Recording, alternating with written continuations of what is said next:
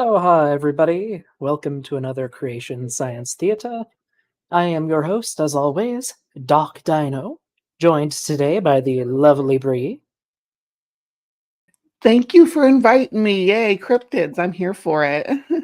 Of course, of course. And the beautiful Mark. Hello, how are you? I'm doing just fine, sir. Thank you for asking. You get called the beautiful Mark a lot. I bet that's what they call you when you walk down the street. Surprisingly, yeah. Surprisingly. All right. Oh, Well, tonight we are covering someone different. We're taking a break from Hovind, SFT, etc., and covering someone new, at least on my channel.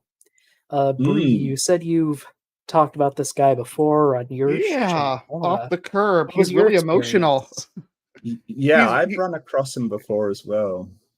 He's very appeal to emotion. He looks at you with puppy dog eyes and pleads to you the whole time. You'll see. The face he's making right now is basically the whole thing. Yes. Talks to you like you're in a life or death situation right now. I don't know if that's what he's going to do here.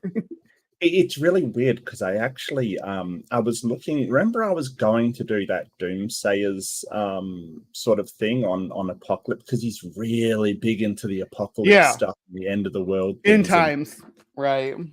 Right, and I actually spoke to a friend of mine, Chris Mowdy, who's a psychologist, about what he's trying to do. Like his way of talking is fascinating because he talks to you like you're a child, like this very, very weird way of speaking. And he doesn't speak like that normally, right? He does not speak the way that he speaks in these videos. He just doesn't. And it's really fascinating to see comparing him when he's trying to get across this stuff with how he talks normally. I just thought of something. It reminds me of that Katie Brett that did the response to the State of the Union address when they compare her talking normally. A little bit. A little bit. Yes. Go on. No, I didn't mean to cut in. No. It's a really astute observation, Brie. I agree with you, and it's kind of a bit different because I guess it's more imparting knowledge to a child, kind of. That's what I get from it. You know, like if you touch the stove, you're gonna be burnt, kind of. That's what it comes across to me, kind of thing. So. This guy's infantilizing, yeah, right. That's how it feels to me. But Mowdy had a different take. Other people. But me, I think it's fascinating. So yeah, Mowdy's great. We should have Mowdy on here. Oh, he's fantastic. Yeah, I was talking to him a little while ago. He gave me a paper to read, which is just every time I talk to him, he gives me homework, which isn't great, but. It's interesting, and I've got to talk to him again soon. Absolutely. Well, every time I talk to him, he plays bass guitar riffs for me. So different experience. That's interesting. How come I get homework and you get?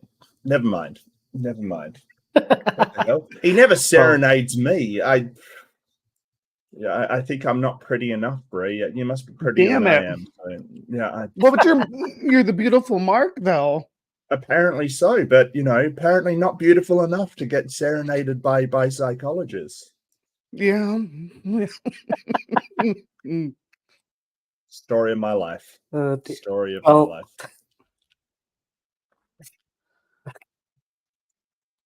Sorry. So back to Mr. Off the Curb here. I've only seen a couple of his videos. There's this one and another one, which we might dive into a bit later, depending on how quick we get through this one. From what I know of him, he is a young Earth creationist who does a lot of clickbait. A lot of clickbaiting, for Christ. Yeah. Well, if you look at his thumbnails, I don't know if you can show us. Yeah, I can pull them up. They're all very, how would you describe them? Dramatic? Yeah. I mean, he likes to use this particular face a lot too. Like it's It's like Hovind. He has the same face for every video. Mhm. And he does, the red circles and the big pop outs like you see in a lot of clickbait. Yeah, he used to do a lot of videos about. I'm not sure what the censorship is like. I'll say prawn, I guess. Yeah. It's just Yeah. weird. Mm. There's some he's got Illuminati and Catholic Church conspiracies. He's got New World Order. You'll never believe what happened on this video, like that kind. It really is. There's a million of these people, and they do so well. There was the obligate Nikolai Tesla video down there. So Oh yeah, there's Lady this one Gaga too mocks where God and gets instant judgment. there's this one about a cave in Antarctica. I saw a mini Minuteman short making fun of a girl who was talking about this thing, which is great. It's a freaking cave. It's a cave in Antarctica. It's an ice cave. Yeah. It's just an ice cave, right? We were This is never the one supposed that to I'm see kind of these fallen interested in angels. looking at. Oh yeah, but this is the video I'm kind of interested in looking at later if we have time. He gets into a lot of the YEC stuff in that. Oh goodness! Oh wow! Okay, Yeah. I'm ready to go. But, Let's go. Let's get off the curb right now. Yeah. This is But good first, stuff. cryptids, cryptozoology, which a few of us we find pretty interesting. For those who are interested, we previously did a cryptid tier list. Yeah, and I am. I have a channel where basically half the content is dedicated to cryptozoology. I consider myself a cryptozoologist, but not the woo kind. So if you like cryptozoology, but you want to look at it with a skeptic lens, come to my channel and subscribe. Yeah. Yeah, absolutely. Three cryptids. I'll go ahead. Got a whole section called Cryptic Corner with cryptids and aliens and ghosts and psychic powers. And I will add your chat. Oh, actually, if you want to pop your channel in the chat, feel free. Yeah. And so I think everybody should be subscribed to me. We have a overlap. Quite an overlap between our audiences, but that's all right. But so for him saying the cryptids are Christians, I think he says that for at least one of them. But it's more so that a lot of cryptids are apparently talked about in the Bible. And y'all can probably guess at least a few of the ones he's going to mention. I will say Bigfoot is Mormon. I know that. I thought he was a Scientologist. Nope. These the Mormon. He's a Mormon. He's Brigham Young actually talked about him. So yeah. Okay, and then I'm not going to say he is Brigham Young, but maybe it might come up. So I don't want to do any spoilers. Yeah, no spoilers. I thought Bigfoot was Jesus. Well, maybe Bigfoot have their own Jesus. Maybe. I'm gonna go ahead and hit play. And Squatch Saya. Would you mind checking your Discord super quick? But I'm gonna hit play and we'll get started. If you take this number and put it in Google Earth, you will discover what the internet believed was a sea monster called Ninja. This scary footage, however, is harder to deny because in October 2010, Japanese marine biologists were recording. So our first cryptid, first off, he says it wrong. He says Ningen. Ningen. Yeah, Ningen. It's Japanese for person, but I think it is. But it in cryptozoology, it refers to these kind of like personifications of a typhoon that sink ships during bad storms, like giant shadowy figures that break ships in two. Which kind of neat. Caden, are you Bigfoot? Because Bigfoot's Mormon. But I've seen him. Okay. Oh. Got a fun You've story to tell? seen Bigfoot. Awesome. Yeah, but though right now we need to talk about Minion. Also, if I remember correctly, I believe the creatures that sunk ships were called Umibozu. Umibozu. Let's see. I'm mixing up two. Well, the Ningen Picture is an Arctic creature that's that looks like a cross between an animal, like a human and an iceberg. It has arms like a human, and a featureless face, usually with just black eyes and a gaping mouth, and then the back end of it you never really see. There's one that's standing on an iceberg, but it's all different ice formations with Photoshop laid over them to give them arms and stuff. For the most part. Speaking of Antarctic cryptids, there's a cryptid from Antarctica called the Antarctic Godzilla. The bloop? No, it's just called Antarctic Godzilla or Antarctic Sea Mammal. Huh, never heard I of don't know that. where the Godzilla but- part comes in, though. You are right though, Caden. I did get it mixed up with another thing. Yeah, the Umibozu are the giant typhoon personifications. The Ningen are apparently a completely separate thing, but Fun fact. apparently started on online, so it's not like an old legend. So apparently, this thing, the Umibozu, either breaks the ship on emergence or demands a bucket or barrel from the sailors and proceeds to drown them. The only safe way to escape an Umibozu is to give it a bottomless barrel and sail away while it is confused. You could just That's summon kinda neat. Godzilla on it. Well, yeah, Right. that's maybe. I mean, I mean, in Cthulhu, of course. it's a kaiju. Any kaiju would probably do the trick. I don't. I feel like maybe. kaiju kind of count as cryptids in their own right. Well, some cryptids would definitely be kaiju. Like the bloop Yeah. would definitely be a kaiju if it existed, right? Oh, don't worry, Bree. We'll get to the bloop. Oh, But I love it- the bloop. like, okay, wow, words. I cannot talk tonight. We made it a whole 15 seconds in. no. Reverse back up. Try again. Yeah, I guess I did get it mixed up with another creature, but it's interesting, like learning about other cultures and their like their cryptids, their mythology. It's fascinating to me.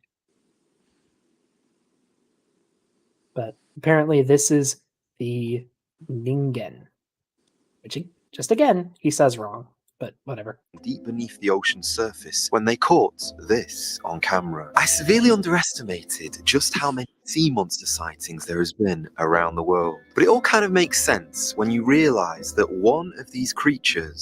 What's with all the blinking? It's his way of asking if you're paying attention. He's hypnotizing you. Don't stare him in the eyes. Maybe it just also like this pose, like this is not a very flattering angle, dude. Maybe he's actually- working for Queen Beryl. What? Maybe he's working for Queen Beryl.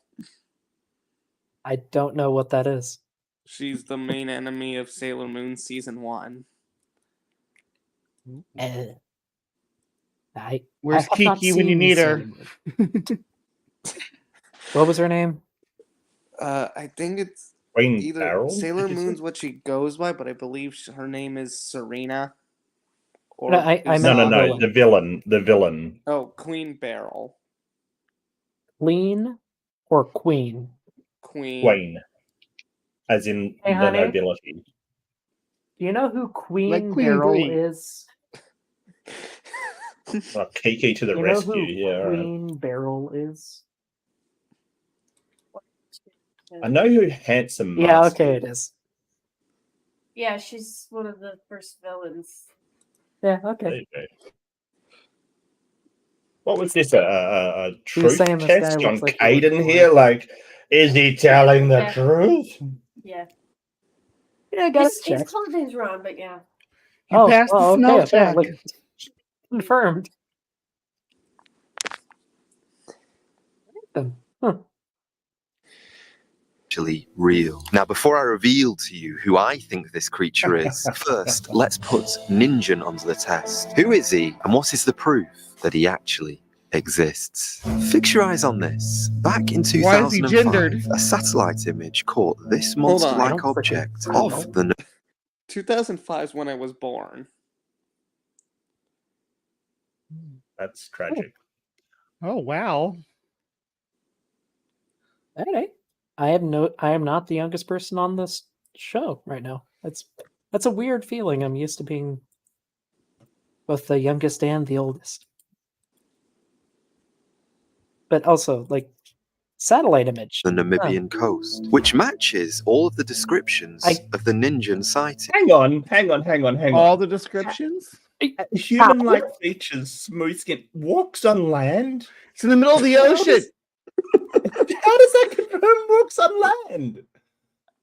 Maybe it can walk on it. I mean, Godzilla spends most of his time in the ocean, and he can go on land. So Well, yeah, but Yeah, that's to but say like- this photo All doesn't. we've got is the satellite photo of it. Like that's like basically it's just a white smudge, and it's like, oh yeah, that can obviously walk on land. That- What are you It talking? looks like like a a wave weird breaking to wave. me. Yeah. It just looks like a wave. Yeah, it looks just like some foam. Like I don't. It also, he spelled it Of wrong. the Namibian coast, which matches all of the descriptions. The it sounds ninja. like It's like a it's like he ninja. Ninja. tried to Isn't it? spell ninja and then added an N at the end. Well, because Why this is- isn't ninjin, and I guess he forgot to spell check it. Why is that white blur any different than the other white blurs I around don't- it? It's what I don't. I have no idea. Because it has human-like features and smooth skin and walks on land. And walks on land. Yeah, obviously. Yeah, show me the Obviously. picture where it's on land. That's what I need to see. Yeah. Yeah. Also, a question: how is the volume of the video for everyone? Because it's kind of loud for me, but there might I'm just- all right. Yeah. I'm good. Okay, I'm just gonna turn down my computer a little bit. Caden just popped out. I think he's gonna be back. Yeah, probably he tends very- to pop in and out. Okay. Also, yes, it is Ningen. He It cannot is spell. Ningen. Descriptions of the Ninjan sightings. I wonder if I should share this with you, but certain people believe that the Japanese powers that be are actually trying to hide something from us to avoid a public meltdown. That in fact, this Ninjan is not an urban legend, but a science experiment that's gone wrong. Okay. And Any all those credibility? science experiments in Antarctica, you know, they all go wild at some point or another and escape and wreak havoc on the world.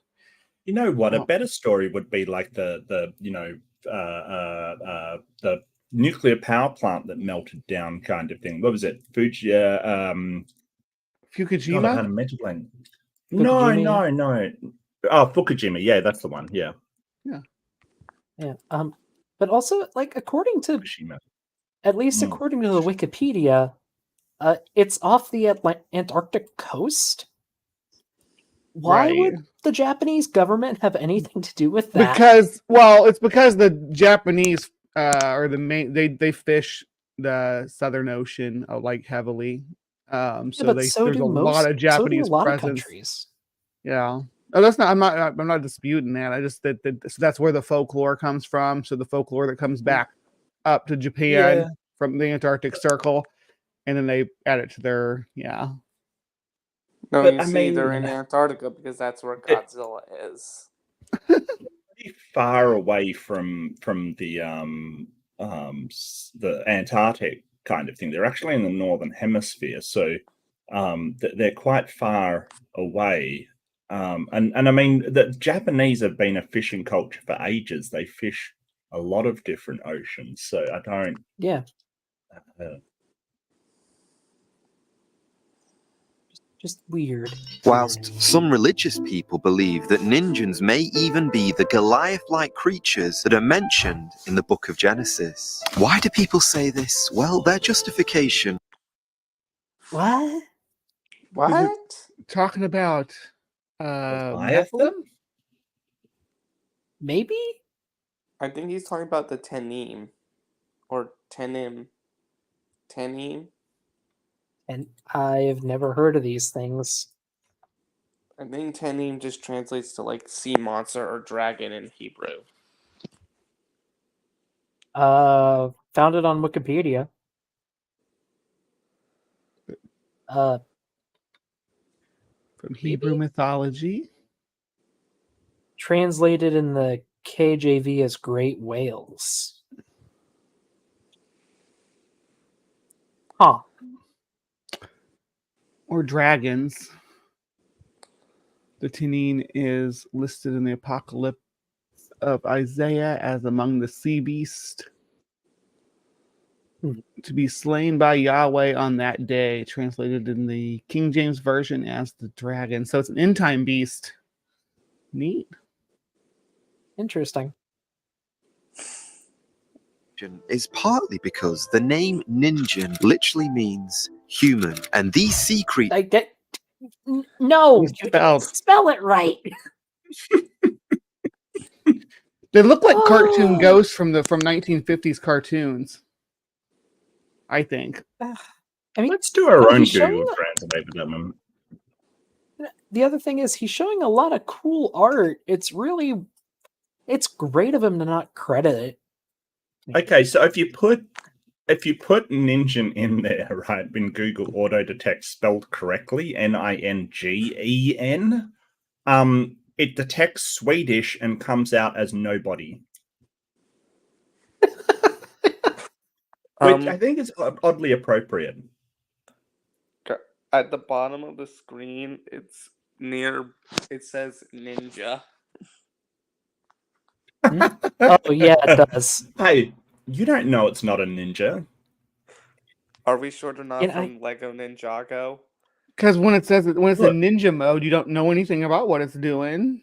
Right. did- Unseen.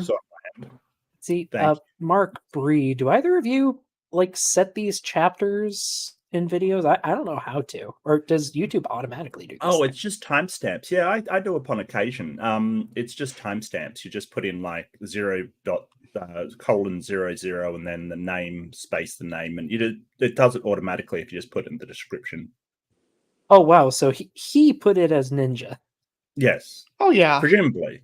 I've seen people use AI stuff to do it. To my mind, sometimes it comes out a bit wordy if you use them. I don't know. It can be good, can be terrible. So, Huh. Well, all right then. Ooh, actually, speaking of AI, Steam is currently having its spring sale. yeah. And I found an interesting evolution game that uses like an AI program to generate random creatures, and then those creatures evolve naturally. It's pretty neat. What's it called? Doc Dino, have you heard of me- Rain World? Well, just a sec. It's called Ecosystem. Okay. I think it was like $10 USD. I think.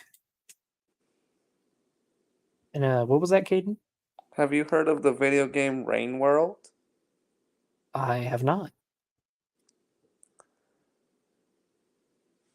It's a video game about where you play as like this creature called a slug cat. Called a what? Sorry, you're kind of Slug quiet. cat. Slug cat? Yes. Oh, and so Star Song, I mean, you probably could do a reverse image search, but I think it's bad. I think it's really bad form to just show images and not credit the artist. That's why whenever I can, I always try to at least say who the artist is whenever I put something in a video. Like in a video, I try to always have it on text as a citation. It's because, people do Yeah, cool art and people want to look it up. Well, I mean, it depends on what I'm doing, to be honest with you. Some sites don't need accreditation, some do, kind of thing. It all depends, to be honest with you. But yeah, artwork, That's fair. maybe it'd be a good idea, sure. If it's AI generated, there's not much to do, because sometimes I do that as well. Yeah, that's totally fair. Like it's Yeah. just a personal thing. I always Oh, try no, to credit fair. images unless it's like a photo anyone visiting a museum could take. Like if they take a picture of a fossil that's been in a museum for 100 years. That I'm not sure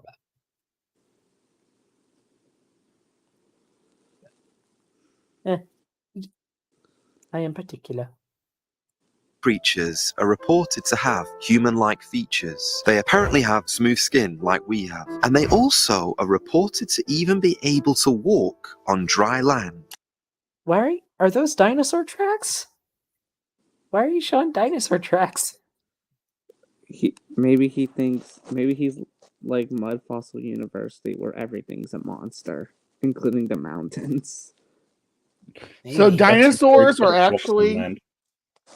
dinosaurs didn't actually walk. Only Ninjin did, and it's Ninjin, like Jin from the Quran. So this proves the Abrahamic faith as well.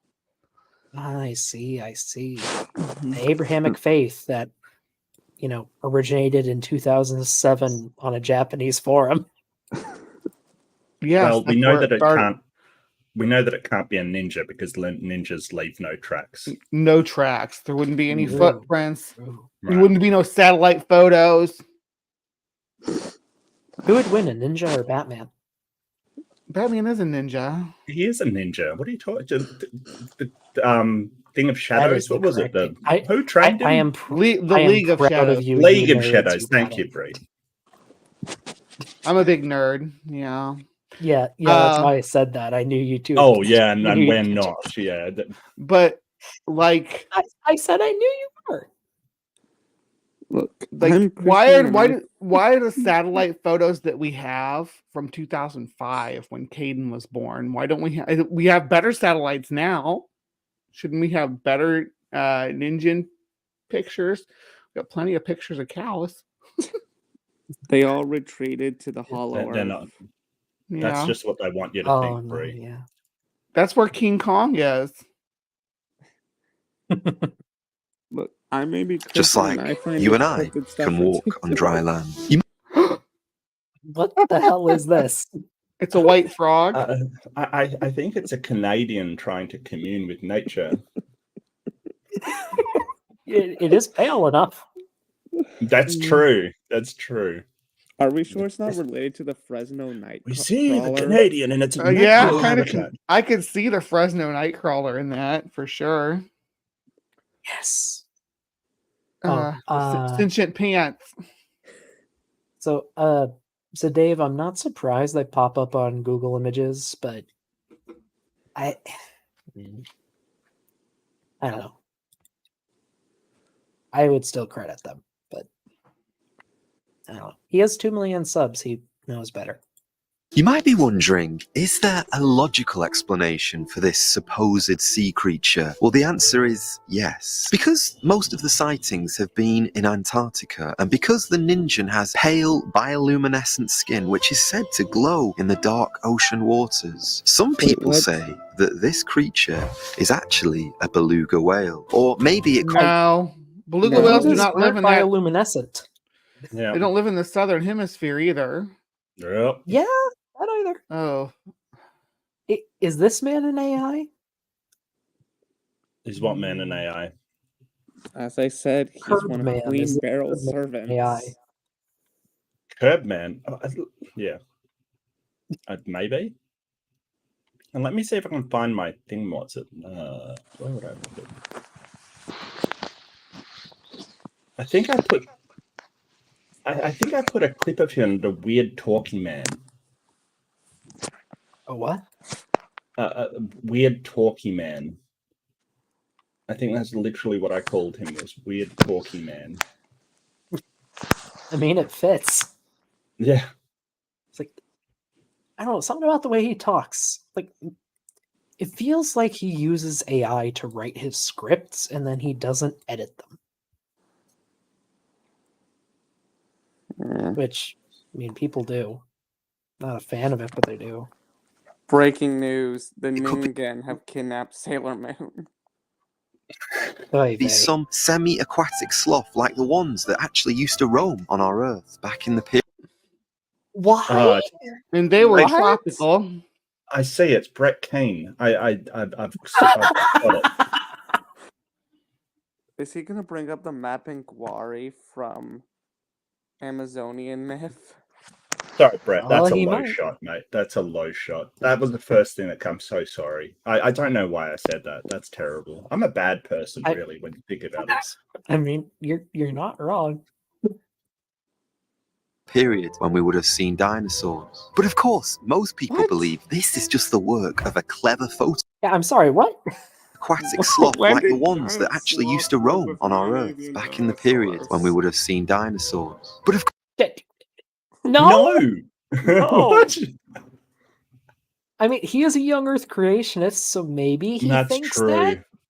Maybe that's his reasoning, but Maybe, no. but His No. reasoning is about as sound as someone thinking they can power up a car with pickles. So weird. So, I just most people there was not like T-Rexes roaming with megatheriums across the what is he talking about? Ah, The who Titans. knows? That's what he's talking knows? about. The great Nick. You okay, honey?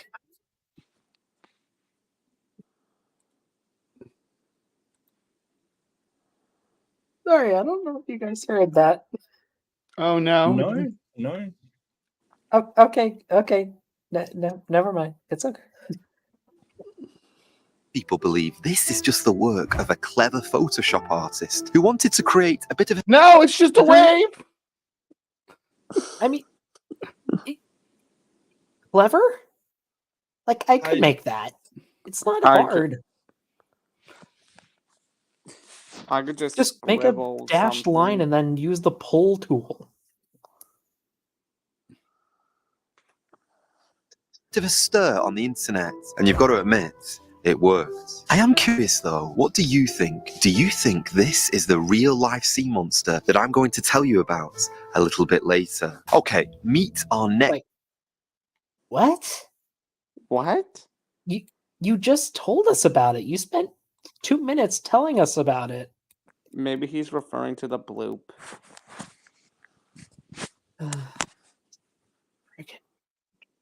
Next possible sea monster in real life, the bloop. In 1997, scientists accidentally discovered something whilst listening to underwater volcanic activity off the Pacific Ocean. Their advanced hydrophones recorded an alarmingly loud sound, which was later named the bloop. This sound left them so perplexed. Wait, bloop.exe? Why is it an exe? Shouldn't it be an MP3? It's one of those .exe video games. Well, that's an executable. It means that it's been able to be run, basically. Okay. Just so that that doesn't feel like the kind of format you would save it in, though, right? For a sound file? No, you wouldn't save a sound file on any kind. An executable is what you actually run. Like so, unless that sound file is self-playing file of some sort, no, you would not. Weird. That they conducted a larger experiment where they took multiple microphones across 2,000 miles of ocean with That's the hopes exactly of what it getting looked to like. the That's exactly what they did. Yes, they just lowered microphones. That's exactly how it went. Yeah, that's and they were stage microphones from the cruise deck. Yeah. Almost lost one, but it had a cord on it. It's just when they tried to do it with the cordless ones, they had trouble recovering them. So right. Well, they could let just him use go to the magnets. stunts at the bottom. The bloop destroyed some of them. And he got louder because he's now amplified with the microphones. No, you see, the bloop was actually Godzilla all along. Like, the thing is, like, putting microphones in the water to listen to stuff, yeah, that is something actually done in a few different fields of science. You can use them to listen for earthquakes if you don't want to put an actual probe down there. You can do it to listen for whales or other creatures. Like, it's something people actually do. But The 7 mermaid princesses doing their magical girl transformation so they can turn into pop idols. and here, yeah, this is what I've heard too. That the bloop is base. What is it? Basically, a glacier calving, I think. Which is when a glacier just drops that's all the their ice. correct assessment that I've heard of it. That it was I mean, glacier. yeah, And- that's what and I I've mean, heard too. Though, Like, if you I don't want to study use the bloop, glaciology, but I would trust the glaciologists on what a glacier sounds like.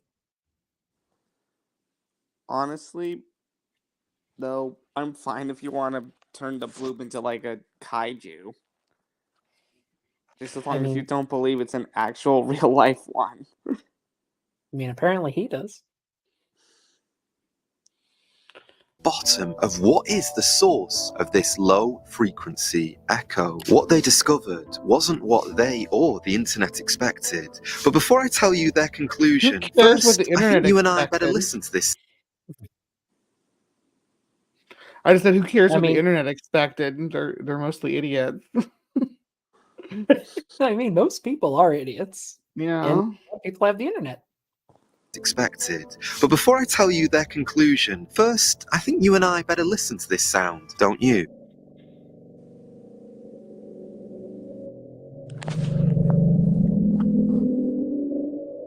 You've got to admit to me, that sound is enough to me. Was that the bloop? That was not the bloop. Yeah, I could have sworn That I've was heard the- it before, and I don't think that's what it sounded like. It was part of it. Yeah, that was the bloop. Let me see. We have another bloop video here.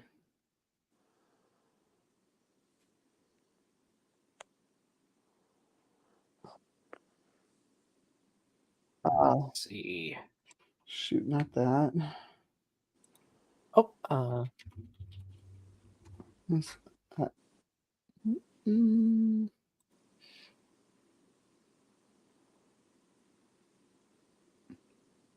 Well, I okay. thought I had it.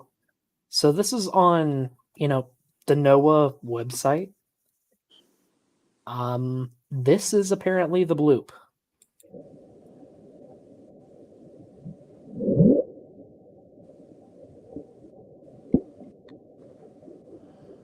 That. That. Okay. Mhm. And yeah, here. From a glacier calving, which is when a glacier. I'll play his drops version. from Play sun. his version again because Yep. Yeah, that's really dodgy.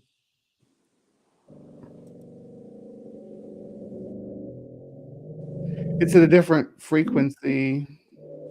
You've got to admit to me, that I mean, is it sad that I've looked at enough sound recordings No. recently that I could tell it didn't match?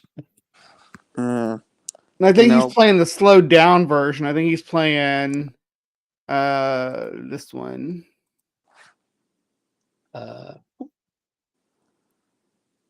Right. Yeah, I think he's playing. Well, they do special effects on it. So you hear that same grinding sound there. I would not be surprised if this guy's logic is that it was discovered by NOAA, which sounds spelled Noah, and Noah was the guy who built the ark. Maybe. I don't know. That doesn't. I'm not sure that sounds like his either. How many bloops are there? It could be the Julia sound. I haven't heard of that. It's another underwater sound that sounds similar to the bloop. Look it up if you want to find out. Let's see. Julia Sound. Sorry if I sounded rude, though. Yeah, you're fine.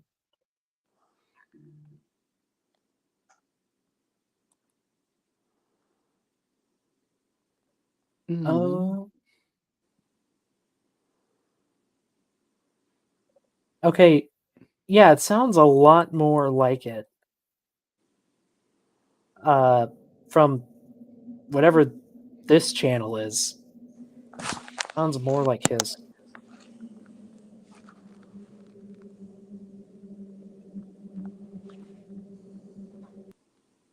Huh. Odd. That sound is enough to make a grown man cry. It's so weird, in fact. Are you sure about that? Are you sure about that? That this image started to trend all across social media. And one Mexican YouTuber, Horacio Blois, created an animation that also broke the internet, where the sea monster, the bloop, had a showdown between an even bigger sea creature called El Gran Maja. It was supposed to have 6 eyes and be 675 meters in size. As you can imagine, El Gran Maja easily beats the smaller bloop. But of course, Hydrified. Obviously, that's proof. What is this guy smoking? Like, people have created animations for. Is that even worth addressing? I feel that it's self-evident how stupid that. I don't even know I what feel to like say. he's got to know he's bullshitting, right? He's got to know. I mean, look at the look on his face. Like he's got to know. Like really. Like, this is why I called him Dollar Store Donnie, because at least Donnie tries to sell what he's saying. This guy looks like an AliExpress Nigel Marvin. Oh, don't insult Nigel Marvin. Or AliExpress. I'm sorry. Please forgive me. It was meant to be a joke. I know it was a joke. That's why I gave a joke. You're fine, Caden. I just gave a jokey response. You're okay. Okay. Are we still friends? So, Caden, if you say something that's not okay, I will tell you. You don't have to apologize for everything. All right? Okay. It's fine. Thanks, friend. Rudy, you were gonna say something? Who? I thought you were trying to say something when I was talking. Oh, I was just going to make Nigel Marvin jokes, but about him pulling the tail off the what was it? What was he pulled the tail? Tanystrophius. Yep. Yeah. And that guy was so much fun. And yeah, he had a good time doing it. You could tell. Is anyone here familiar with Prehistoric Kingdom? It's a game on Steam. Yes. Nope. It's a dino park builder game, like Jurassic World Evolution or Jurassic Park Operation Genesis. And they got Nigel Marvin to do voiceovers for like introducing each of the dinosaurs and stuff. It was so great when the trailer came out. Is Nigel Marvin now? He was a kind of like Steve Irwin, but I think British. Okay. Okay. Yeah. Look, as far as I'm concerned, there's just David Attenborough, and that's it. I'm sorry, that's all. That's fair. He was more. He starred in a few things for the Walking With series, where like they had him going back in time and looking at different creatures. And he was the star of his own, I think, spin-off show. Prehistoric Park, I believe. Yeah, Prehistoric Park, where they went back in time to save animals just before they went extinct, bring them back to the present, and it was interesting. Yeah, they had the giant venomous arthropleura. Yeah. I think that was Oh, Primeval. May, Didn't probably Prehistoric Primeval, Park yeah, have because one too? I think Primeval, I Prehistoric know Park did they have- in Primeval the lab filled up with like the high oxygen level so that the Arthropleura could live, and it was venomous. I don't think in the Prehistoric Planet they ever explained how it survived in modern times. yeah, Prehistoric Planet had it, but yeah, I don't think it was venomous. Or Prehistoric Park, not Planet. Yeah. Or Prehistoric Park, yeah, not Planet. I think my favorite thing from that show was when they brought a bunch of Triceratops back to the present, and uh, they put a bunch of car tires and metal pipes on a tractor, so the Triceratops would have something to joust with. Yeah. It So was yeah, there's a fun. lot of nostalgia for Nigel Marvin for Dino nerds, right? Uh-huh. A lot. I bet you. You and I know that that isn't the logical explanation for this bloop sound. Dr. Robert Dizak, the Wait, chief, what was the explanation? easily beats the smaller bloop. But of course, you and I know that that isn't the logical explanation for this bloop sound. Dr. Robert Dizak, the chief seismologist of the project, said that we have been conducting experiments for over 5 years now, and according to the data, it's extremely unlikely that the sound is animal in origin, but it's more likely to be an ice quake where an iceberg that would literally be the size of Rhode Island broke away from an Antarctic glacier. But hey now, I mean, yes. So he just goes through all of these conspiracy theories and says, well, yeah, but it's more likely to be this thing that is just completely normal. And so why did you open with the conspiracy theory? Oh, Yeah, you could start. Hey, so this one time, scientists recorded a glacier calving, and they thought it was a sea monster. That would have been a good way to start. Yeah. weird. He's really weird. Yeah. Like the more I listen to him, the more I feel like his script was just written by AI, especially with like particular slip ups it makes, like the beluga whales in Antarctica. He did Yeah. not rule out the possibility entirely, and I've got to wonder, could the bloop sound actually be the real-life sea creature, which I'm going to show you in a moment's time? Okay, I need to warn you, our next sea monster is not real whatsoever, but you'll soon see just why I included him on our list. Cthulhu is a mythical sea creature created by the author Wait, H.P. what did he Lovecraft say? in 19... He said that He it was said this- not. Or he Cthulhu? said this one isn't real, but I'm going to tell you about it And because you'll of the creature I'm going to eventually reveal to you. Well, he said But- we'd understand why he included it when he Okay. mentions it. Okay, sorry, Yeah. Cthulhu. All right, go on. 1928. But little did he know that he had created an unusual religion. According to his followers, Lovecraft did not. I mean, not No, that's not a I- religion. no. Like it's a joke. Everyone knows it's a joke. Well, there was religions in the fictional series that Lovecraft made, like worshippers of Cthulhu and Yeah. Dagon and all of these Yeah. gods, but they're not real things, Kirby. Well, Dagon's in the Bible.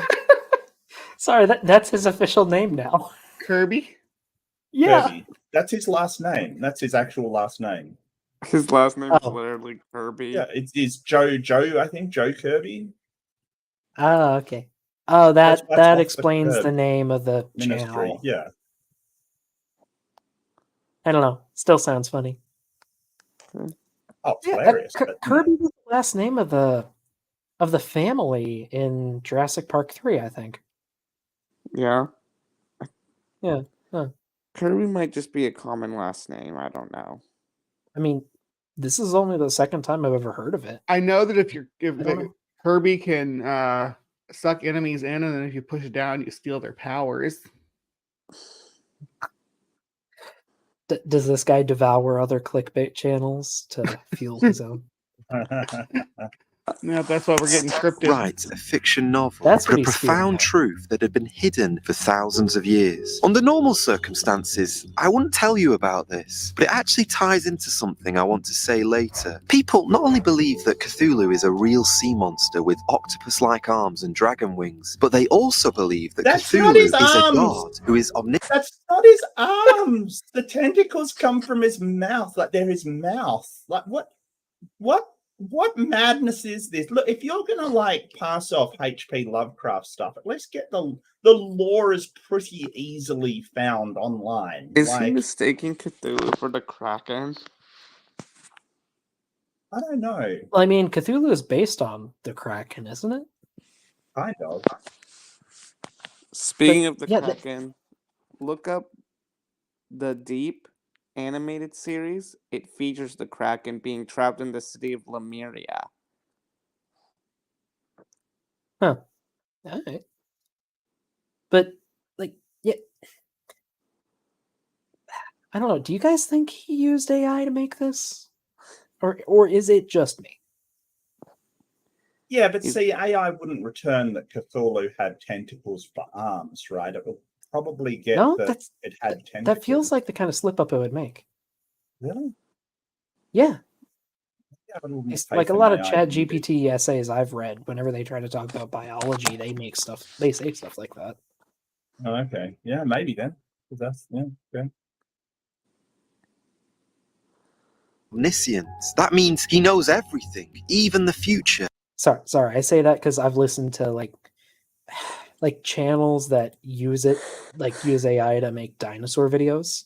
They make mistakes all the time that sound just like the stuff he's putting. Red Megalodon be like. I just did a Now video remember about this Red point, Megalodon. because Good God. Have you ran in Red Megalodon yet, Doc? I have not, but I'm guessing it's ridiculous. Yeah. Are you referring to the Meg Marguerite? Oh, that was Mark? Brie. Oh. Oh no, the Red Megalodon videos on YouTube. The ridiculous Red Megalodon videos. Oh, yeah. Yeah. I saw a review of one of those videos by another YouTuber. Yeah. I want to address it later. They also believe that Cthulhu has the power to change the weather, and he is so large that he can hover over an entire city. Cthulhu worshippers believe that right now he is in a deep slumber, lying dormant in an underwater city called Ryla, and they are waiting for the day when the stars will align in a sort of configuration. Yeah. Again, Riley. no one thinks he is real. Yes, nobody does. For Except target. maybe like edgy 12-year-olds. But Maybe Cthulhu's this the guy lives in the Kagan. Ghost.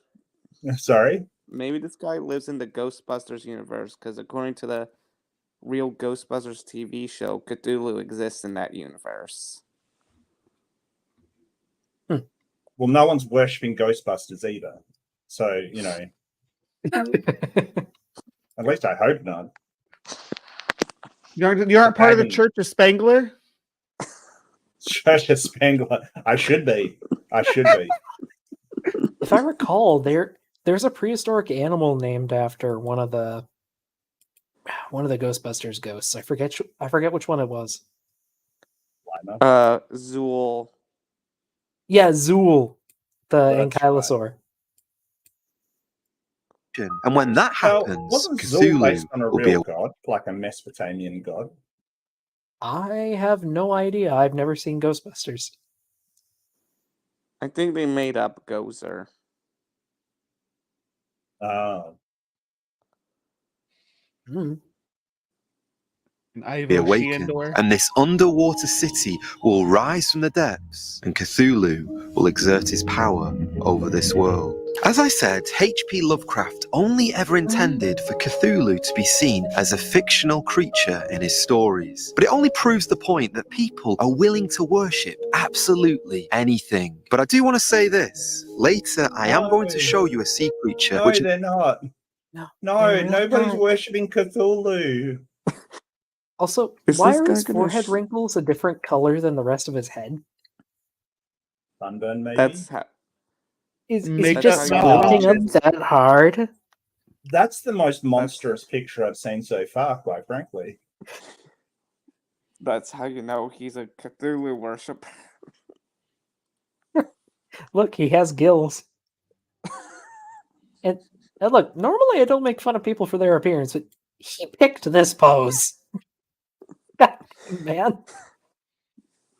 which I Speaking do of not sea believe should be moths, worshipped, but I do believe he is totally real. But first, let's put our next. Sorry, what? is this Later, I am going to show you a sea creature which I do not believe should be worshipped, but I do believe Oh, he is okay. totally real. But first, let's put our next sea creature under the test. The Kraken. You may already know quite a lot about the Kraken, but in case you didn't, let's see, is there any evidence that this sea creature actually exists? It's no secret that the Kraken resembles a humongous squid, and we've seen it in the films, we've seen it in literature. This is the world's biggest octopus. But has there ever been any eyewitnesses, or is this story only found in comic Giant books? squid. Well, in 1848, the sea captain of the Day Dallas claims to have encountered a sea monster which is estimated to be 60 feet long. Daedalus. Sailors have also reported for many. Yeah, and also, isn't 60 feet within the range for giant squid, or is that just Oh, outside?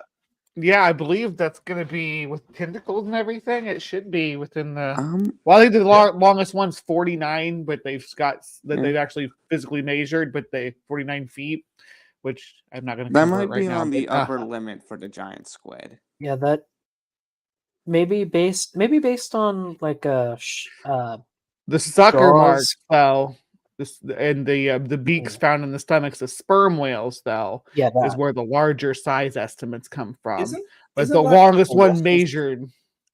Isn't the colossal squid actually bigger, or is that the other way around? I got that. It's more It's massive. more massive. It's but more it's shorter. massive. Yeah. They're a lot chunkier. But the giant You squid should has watch huge long. Octonauts. Yeah. Creature report. No.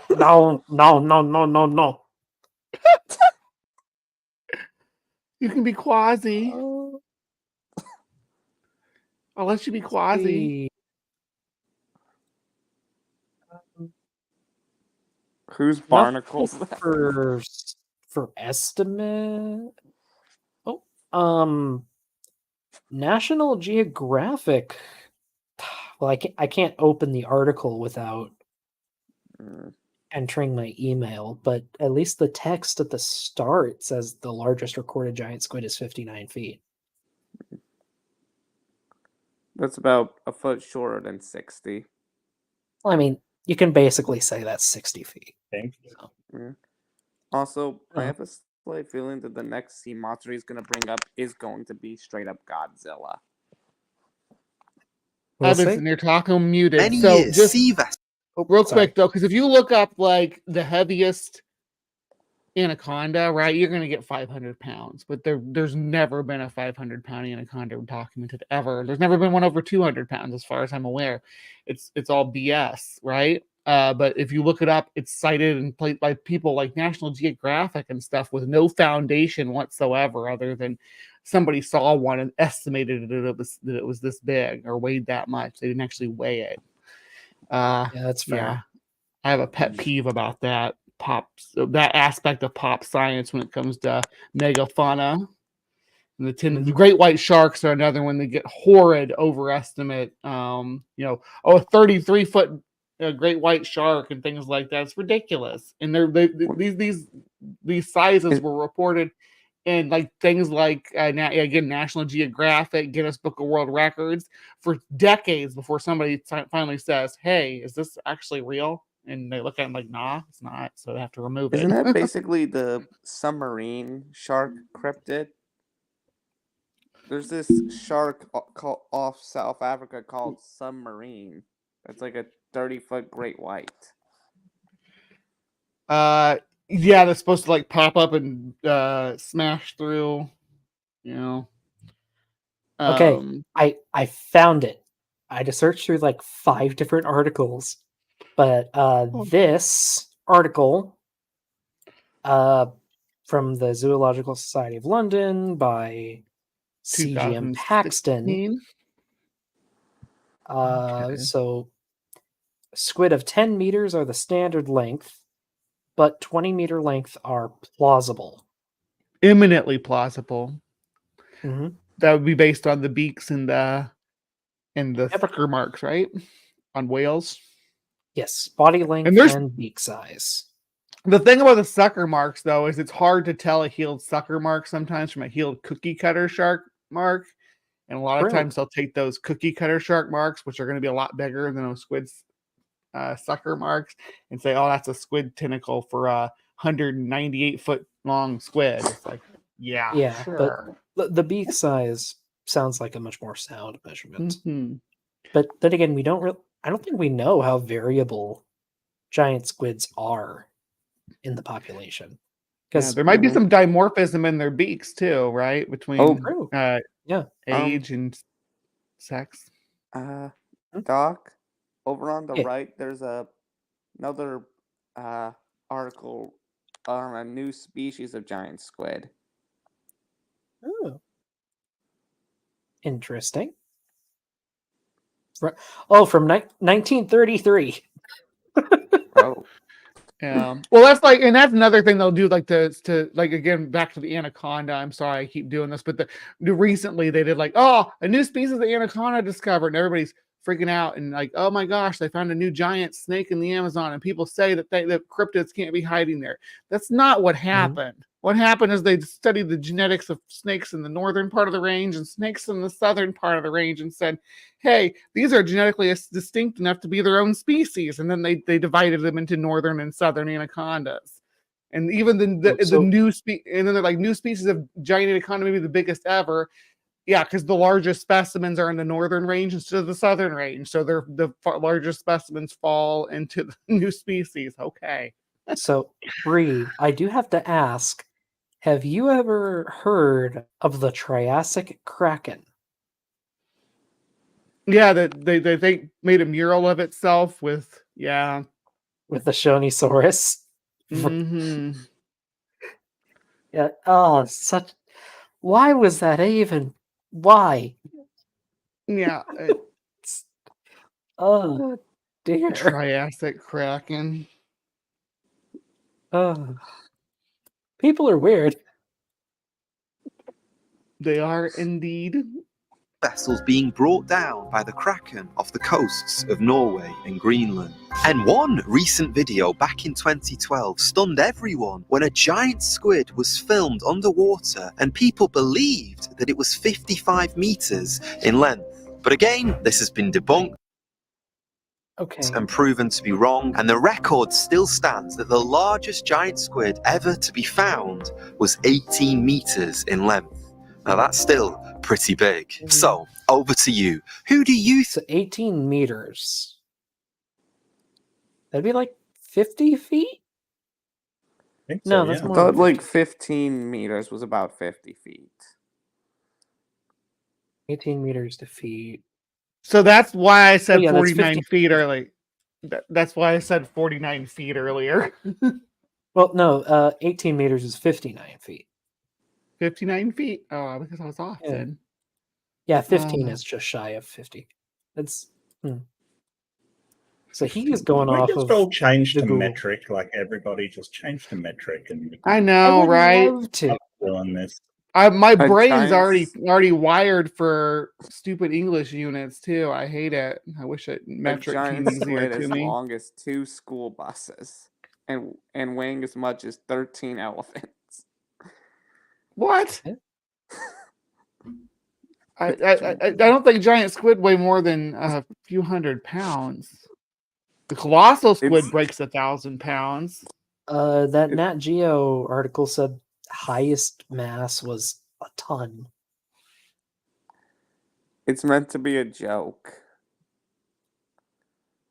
Oh, Alright. I know. We know. We get it. We're teasing and poking fun at it. What do you think is the sea monster that I've been referring to? Well, what if I told you that there is a tiny grain of truth in all of these sea creature sightings? Oh, come on, Joe. How can you say that? Well, I might be totally wrong about this, but I personally believe that there is evidence that this sea creature exists. The monster I'm talking about has so much hearsay which surrounds it. Some say it's the Loch Ness Monster, whilst others believe this is a sea reptile like a plesiosaurus. Others believe that this creature is just an oversized crocodile, whilst Now that's It's Godzilla. Leviathan, isn't it? It's going to be like one of the biblical monsters, isn't it? I'm Leviathan, guessing here it we is. come. Leviathan, yeah. Is it Leviathan that's the sea one? Yeah. Yeah, and Like, he who the would land. call a Yeah, plesiosaur yeah, yeah. Leviathan? Like the mosasaur is Honestly, if right any- there. Yeah, a mosasaur is very much what I feel like Leviathan would be if it was a real creature. whilst others claim this is the fish that swallowed Jonah. And I've even heard people say that this being is the Prince of lead- Darkness himself. Just So say what it. is this sea monster that I'm talking about?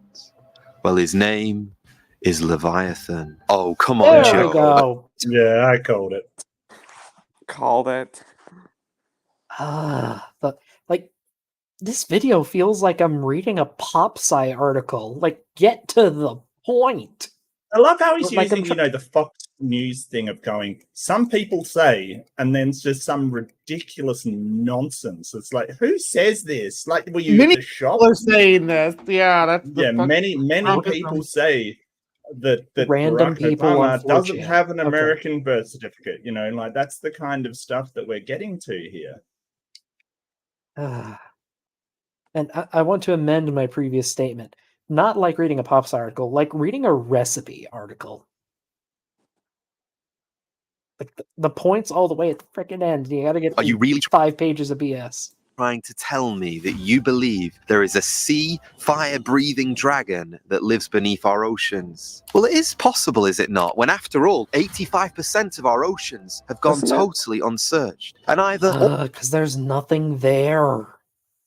And it's biologically impossible for fire-breathing something sea to monster literally basically- breathe fire. Like you can't have a creature breathing like that. There's been multiple ways people have tried to make this work, and it doesn't frigging work. And they'll be like bombardier beetle, and it's like, dude, Right. that's not fire. That's not That's- real. yeah. That's not fire. That's Like, not fire. I will say, I mean, it's I feel breathing fire is biologically possible, but Mm. I don't think it's the kind of thing that would ever evolve.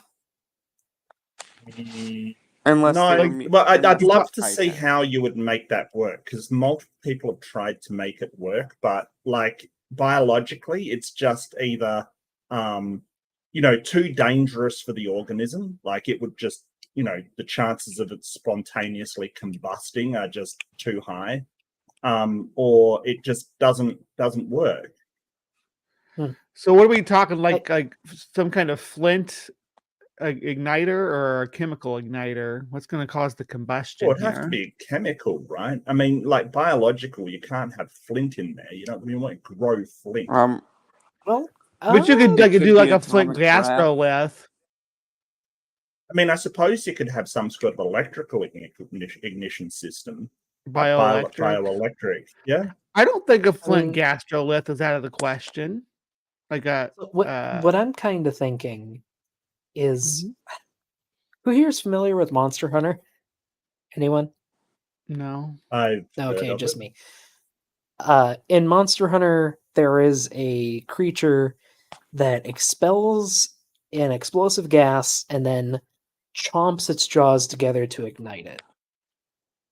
Well, So I mean, first- I get all my biological information from my Monster Hunter, sure. I'm not saying it would happen exactly like that, but if your teeth have a high iron content, I could see it producing a spark. The body naturally produces methane, a flammable / explosive gas. If you were able to burp out that methane and clamp your jaws together, create a spark, if the skin of your jaws is more flame retardant or just thick, like covered in tough scales or something, I could see it not harming you, but maybe Well, be like a distraction or a fear tactic because, sudden burst of fire. I remember No? being given a paper, like this paper was on all the different ways that young Earth creationists had tried to make fire breathing in dinosaurs work, kind of thing, Mhm. and all the Oh, ways they the had Gish failed. Parasaurolophus. And the funniest thing is, no, you got to hear me out. The funniest thing is, it was given to me by a creationist trying to explain how a dinosaur could breathe fire. I'm not even joking. Like, they actually gave me this paper and said, look, it could actually, like dinosaurs, it's plausible dinosaurs could breathe fire. And so I read this thing and I'm like, wait, this is exactly like debunking every single way they could think of to make it work. I will make the bold statement to say that I don't think there's any way that a tetrapod could ever breathe fire. I don't know. Yeah, But I do want to stress, if here, I'm saying hypothetically, I think an animal could breathe fire. I do not think it would ever evolve. But You it think is you could genetically hypothetically engineer it? possible. You would have to engineer it to do it. But I think it is Can't possible for a creature to produce fire and not harm itself. can't the I think it would dinosaurs be a and lot more. Sorry, Caden, go ahead. can't the fire dinos and Dinosaur King breathe fire? Well, yeah, but they have been modified. Oh yeah. Also, are we sure it's Or not? Are we sure magnified. it isn't fire breath and not atomic breath? Oh, Oh. no. Is And this Mark, what were you 1954? trying to say? Look, I think it'd be much more easier just to say, hey, it was a euphemism. They just, like the bombardier beetle, they breathe caustic chemicals, basically. And, it was interpreted as fire. Yeah, or its breath could be rancid, which, Right, I mean, right. not hard for a carnivore. Or it could be like an animal. Hear me out, guys. It could be an animal that that actually breathes air and Here it spends is. a lot I of got it, time I got it. underwater.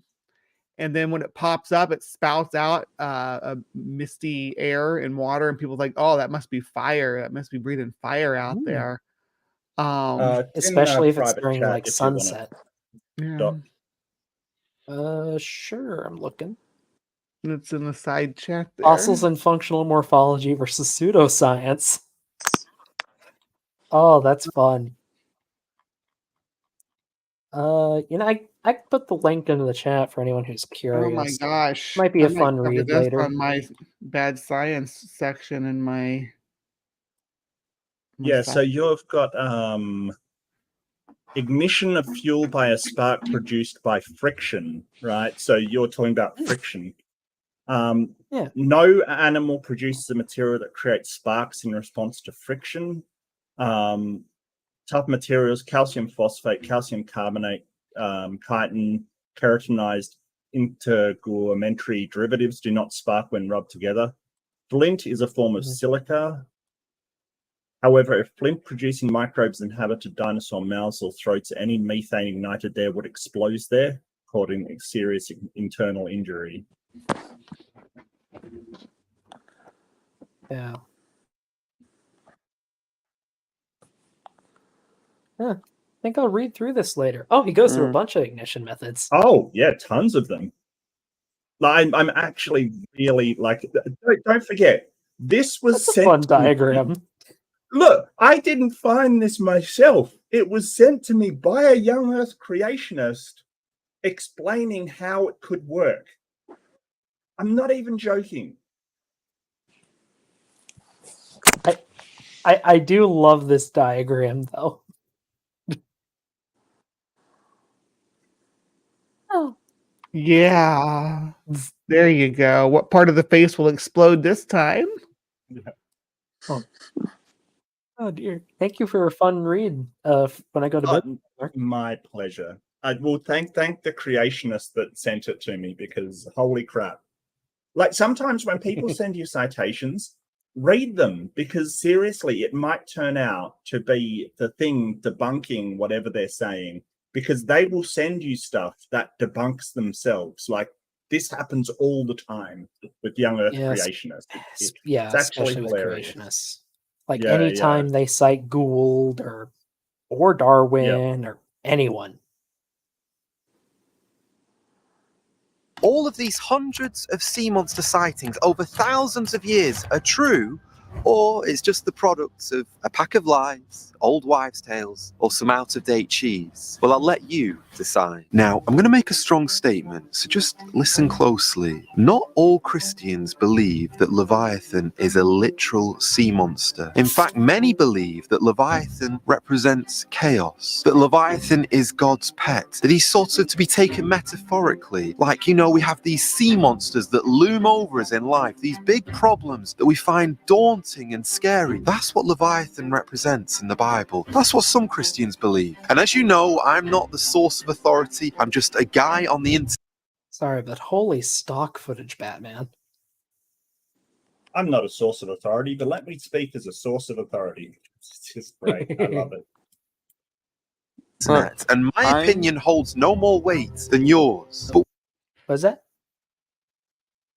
I may be LDS, but I don't represent all people who are LDS.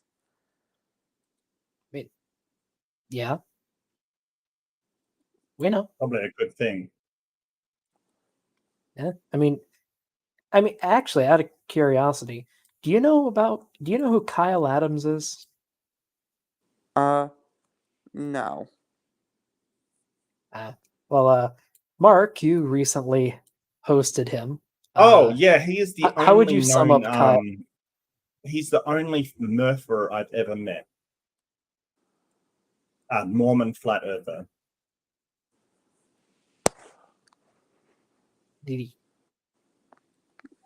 Let's see, he's a Fun, flat eh? earther, he's an evolution denier, he's a medicine denier. Oh, yeah. And Ooh. yeah. I may be Mormon, but I am none of those things. Yeah, he in a debate with Aaron Ra, he proudly told the story of how he decided to pray for his very sick child's well-being rather than take them to a doctor. Okay, look, I definitely believe that God listens to his children, but like, you should seek proper medical care. Yeah. He is an interesting person. But whether you believe Leviathan is just a metaphor. Sorry, also last bad thing I'll say about Kyle. He is possibly the worst debater I've ever seen. One of. He's definitely a contender. Yeah. Or whether you believe he is a real sea creature, no one can deny that Leviathan obeys God.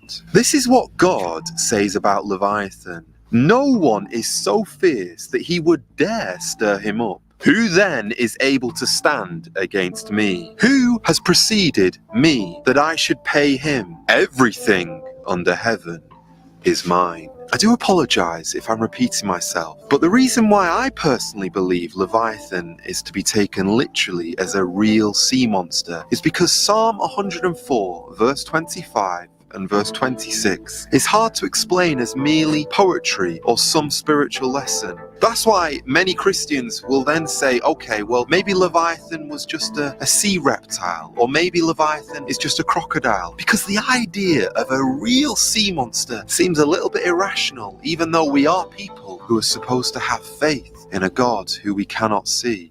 But the other reason why I believe Leviathan is real, and I actually believe he's alive today, is because the scripture makes a future prediction that one day God will defeat this sea monster. Are you imagining this right now? Here is this twisted ancient sea serpent with sharp teeth and double-plated armor. This creature can breathe fire and is so large that no man can tame it, and no one will ever catch Leviathan. In fact, the very sight of Leviathan is supposed to make any man who sees him quake with fear. So picture this huge, vast, mighty, powerful monster in your mind. And then remember, as huge and as powerful as this creature is, it obeys God. So I mean, honestly, If it with that obeys description, it God, just why sounds does like he a have to metaphor for the ocean. Well, if it's such a huge creature, then why does he have to defeat it? Like, sorry, if it obeys God, why does he have to defeat it? Like, what's that all about?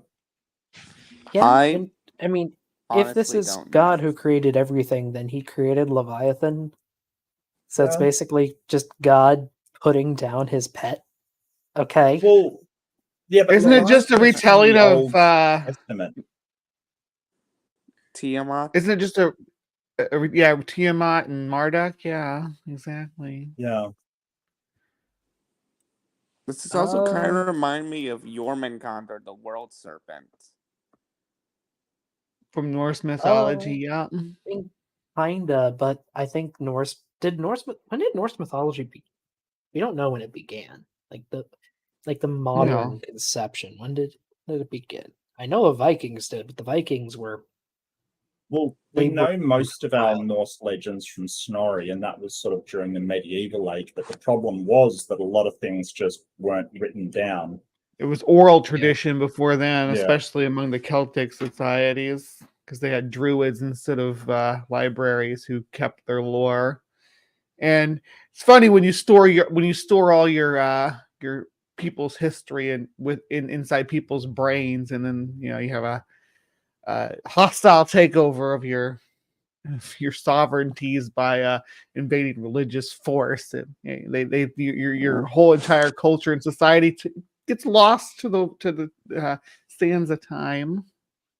Mm. Yeah. But it's like the Yeah. idea of like a creature being created or born from a god and having to be struck down by a god Hmm. because it's too powerful for any man to take on. See, I forget, is Beowulf considered Norse mythology, or is it It's is it Anglo-Saxon British? works, is what I believe. Does that count as Well, Norse or no? Norse is Germanic. It's So is Anglo-Saxon, isn't it? no, Like, do they maybe have a common heritage, but not exactly the same? no, the Angles are a different culture group, I believe. Okay. I think the Angles were Christian, I believe. They were like fully Christianized. Oh, the Jutes were Christianized too, though, weren't they? Yeah, but like the version of Beowulf I'm familiar with has like Grendel being like a descendant of Cain. I'm not sure I've read that version. But maybe. That was the version I read in I don't know. school. I remember when I read Beowulf in school, it made me want to try mead. Yeah. So let me ask you a question. Oh. Oops, accidental click. Yeah, I do want to try mead. I haven't yet. Maybe sometime. Why do you, O little man, O little woman, why do you disobey God? Today, billions of people will breathe God's air. Today, billions of people will drink God's water. Today, billions of people will... Yeah, so from here on, he preaches the entire rest yeah. of the video. Oh yeah. Y'all want to see the rest of it, or?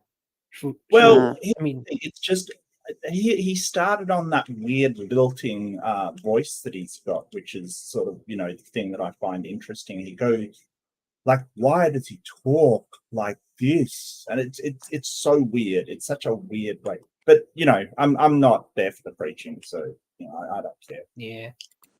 Do we want to see his video on evolution, or do we want to call it early tonight? Oh, I gotta go Um, soon anyway. It's up to you. That's fair. Bree, what do you think?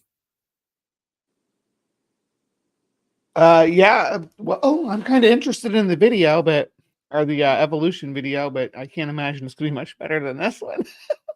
yeah. It's not much better, but he does a lot of. Honestly, he does a lot of really, I kind of want to say cheap and easy things to debunk. So we can The probably last- just blaze through it. The last 4 minutes of all his videos is proselytizing too, so you gotta keep that in mind. True. But I'm does sorry anyone if I recognize brought up this the fact tooth? that I was a.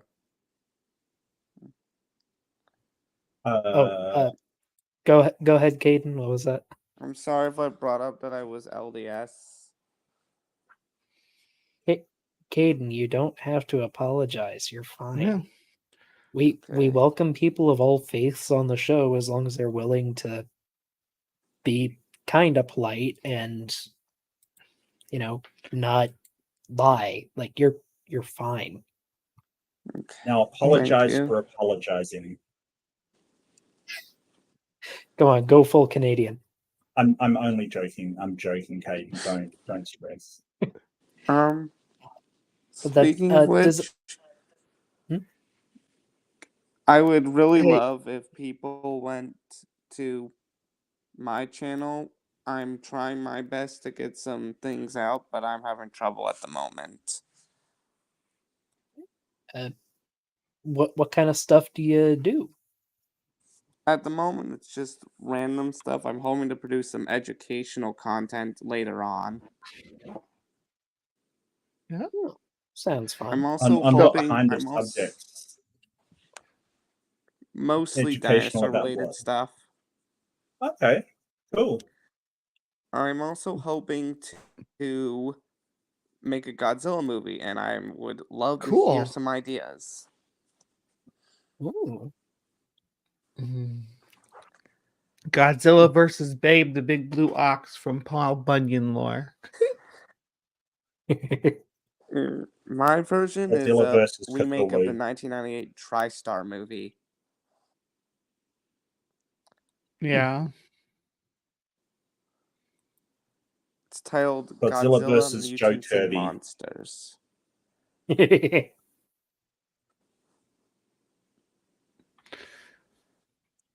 Alright. Well, the words. Well, at any rate, so anyone have a guess as to the tooth? Sorry. Was that Nebraska? Yeah, that was my first thought. Yep, bingo. Hesperipithecus. Yeah. Oh yeah. Harold yeah, Cookie Eye.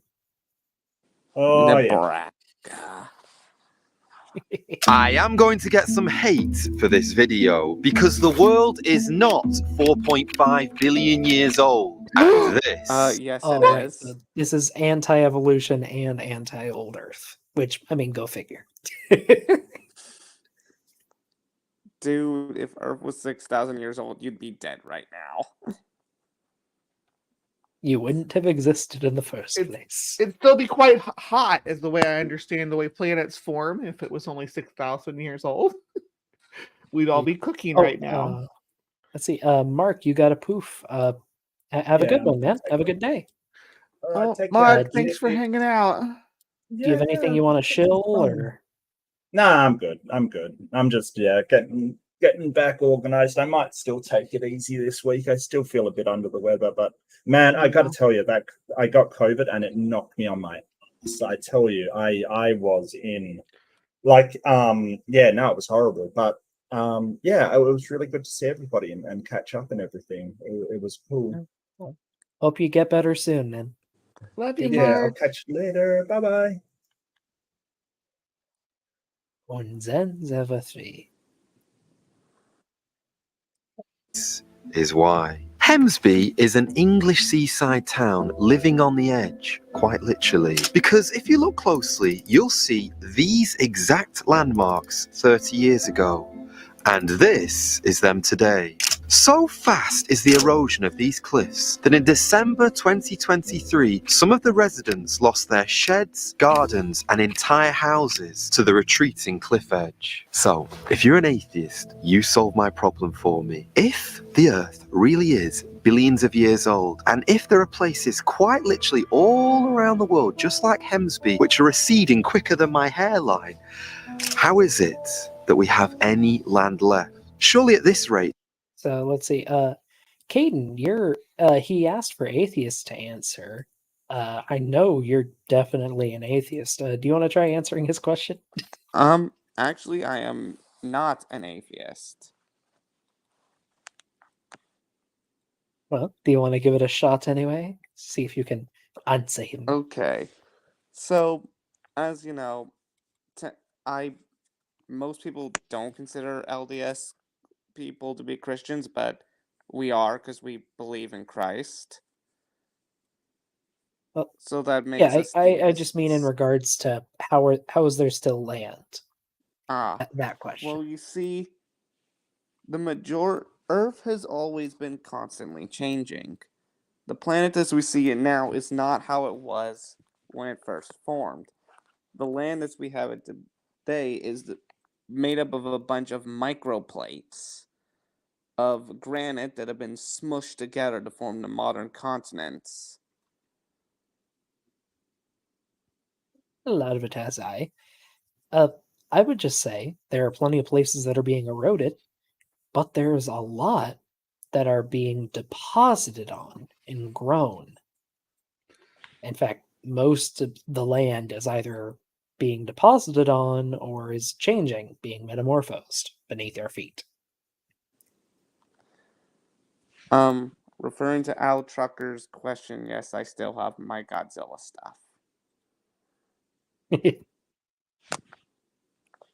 wouldn't even take 1,000,000 years to eat up much of the Earth. Or will you tell me that places like Hemsby were 100 miles bigger 1,000,000,000 years ago? But I hear you. What we would say, sir, is generally as more is eroded away from an area, it starts to go more into equilibrium. So the erosion will slow down. We see this happening on a lot of coastlines. And again, the sediment is eroded from one place and deposited in another. So another place is growing while the other is shrinking. And it balances out. You're saying, Joe, can't you be a born-again Christian and believe in an old Earth and also in macroevolution? Well, I want to talk about that a little bit later. Right now, though, I want you to answer this question for me. Because if you go to Utah, you will find a place that will make you think twice about the age of the Earth. Arches National Park has 2,000 rock arches, and I quote, their explanation for this is because millions of years of erosion and weathering are responsible. However, something isn't quite adding up here, because between the years 1977 and 2015, the park rangers have reported that 43 of these rock arches have collapsed due to further erosion, they say. So if you do the maths, that's on average 1 per year. So here's my big question. If the Earth was even 100,000 years old, how would we have any left? Of course they... Because as more rock erodes, more are exposed. Right, yeah, there's more forming while these are falling, right? Not to mention the rocks that formed Arches National Park were deposited relatively young, geologically speaking. How old are they? Do you know? I don't know. I've lived in Utah, but I don't know how old they are. I'm gonna. They've only been assume they're exposed for a few 100,000 years, though, right? That they've Yeah, only been I'm gonna exposed that assume that long. the rocks themselves are at least 10 million years old. Apparently apparently there's actually quite a stretch of time going basically from the Pennsylvanian all the way through the Mesozoic. Yeah, like I said, in How long have they been chemistry- exposed, though? Mm. That's the question. Because Let's the see. plate there is rising up, so there's more and more getting exposed as the plate rises, and it's eroding off the top, right? This is in Utah. Exposed. Utah's In rising. Utah.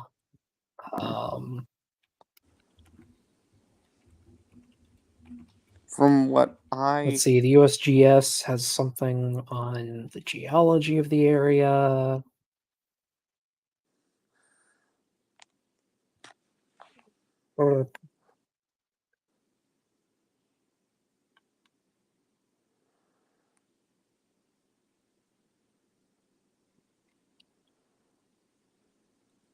Let's see.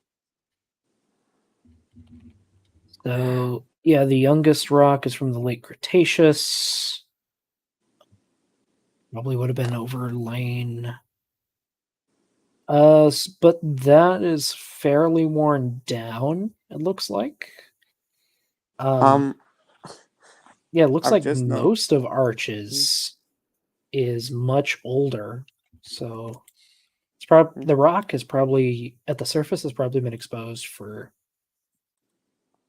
maybe a few 100,000 or million years. I couldn't say for sure. I don't know if we know what the overlying strata would have been like. If you see one of the rocks in the picture looks like a hand with fingers folded. Oh, this one? Yes. Yeah, kinda. No one tell Roger. I think Roger already knows. Ugh. They can't take millions of years to form, but it actually seems more likely that they are 4,000 years old, which of course makes sense if you believe, like me, that they were formed after the biblical account of Noah's flood. Come on, let's be honest with one another. It's no secret that the most quoted line from the atheist is this: the burden of proof is on you. Well, I'm okay if you want to say that, because I want to say to you, Mr. or Mrs. Atheist, just open your eyes, look at Oh, Stop calling fellow Christians atheists. yeah, that's a good place to start. But also, you, Joe, are the one who is going against centuries of consistent findings in a field of science.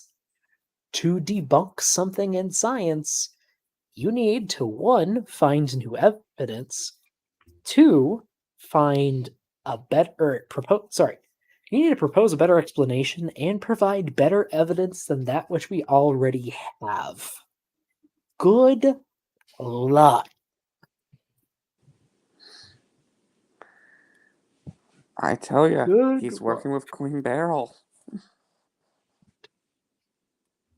at the beautiful world around you, and if you look at pretty much any landmark, you will see evidence that the Earth is young. Niagara Falls, on average, goes back 1 foot every year. So why is it that it hasn't cut through 200 million feet of Earth yet, since the Pangaea supercontinent split? There's No, even a no, rock. no, no. No. Niagara Falls is from the last glacial maximum. What is that? Like 8,000 years is as long as that's been a falls.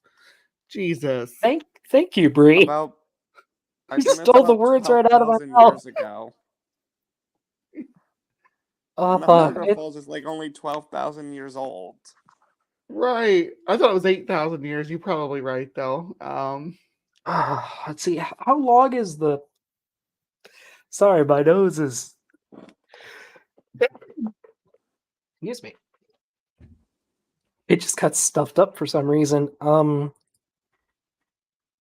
That's bad science for you. Erosion path.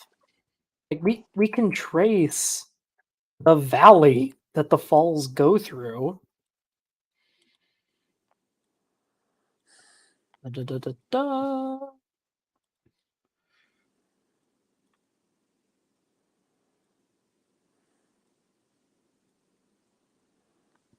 Let's see. Where's the good aerial photo? Of Niagara Falls. Yeah, here we go. So yeah, here's the current position of Niagara Falls, and we can trace the valley all the way up to here. Like, it's not a mystery how this thing formed. It's Or pretty how well long it known. took, right? Uh-huh. That's like they always Oh, say look. about we understand erosion, a lot about erosion rates from Niagara Falls. Yeah, it's a really good Uh, model. Congo River is awesome too for that, but I'm not surprised. Congo River comes out fast. It dumps a Mhm. lot in the Amazon too, but I don't know. The Amazon gets recognition for how much it dumps out. Nobody thinks about how much the Congo River spills into the Atlantic. Sorry, I just spotted something. Oh, yeah, that's right. For a period of time, Niagara Falls also spilled over into another valley, which we can see. Mm-hmm. Has that been in recorded history or just in No, historic? it says about, or actually, this might have been the previous Niagara Falls, because it says 20,000 years ago. So that might have been at the previous glacial maximum. Okay. Which, yeah, for anyone who doesn't know, all of this was covered in ice. Last time glaciers covered North America. So erosion was basically frozen, and then the glaciers It's retreated and all started. Elsa's fault. Well, they Okay, started. you're gonna have to let it go.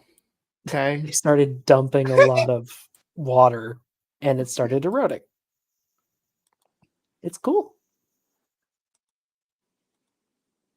Rock named after Charles Darwin in the Galapagos Islands, and guess what? In May 2021, it collapsed. I'm kind of angry at myself that I didn't get a picture of this, but this was long before I was making YouTube videos, and I got an opportunity to have a cave tour in the Peak District.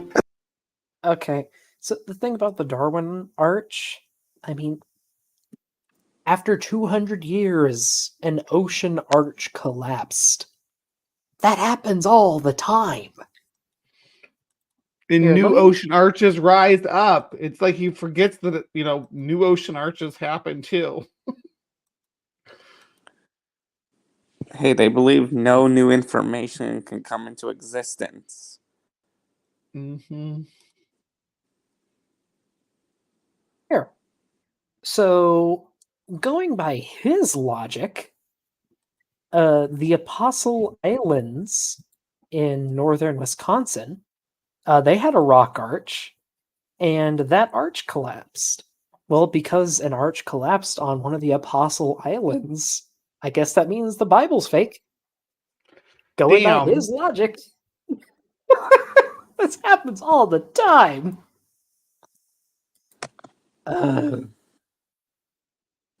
If I recall, I think a couple geologists predicted at least the decade that it would fall a few decades prior. I might be misremembering something, but if they did, that's For the a Darwin good Arch? demonstration of what we know. Huh? For the Darwin Arch? Yeah. Okay. Just making sure that we're on the same page. Yeah, not the Apostle Islands. Yeah. I could be completely misremembering. There's But a piece of I think someone predicted land it back in like the that 60s or 70s. What was that? there's a piece of land that I believe either belongs to Greenland or Iceland that's within the Arctic Circle that was believed to have been completely erased by erosion as of the making of this video right now.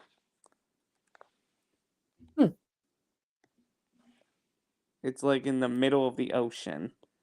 And it was like supposed to have disappeared by 2020. And did it? There's a Tom Scott video about it,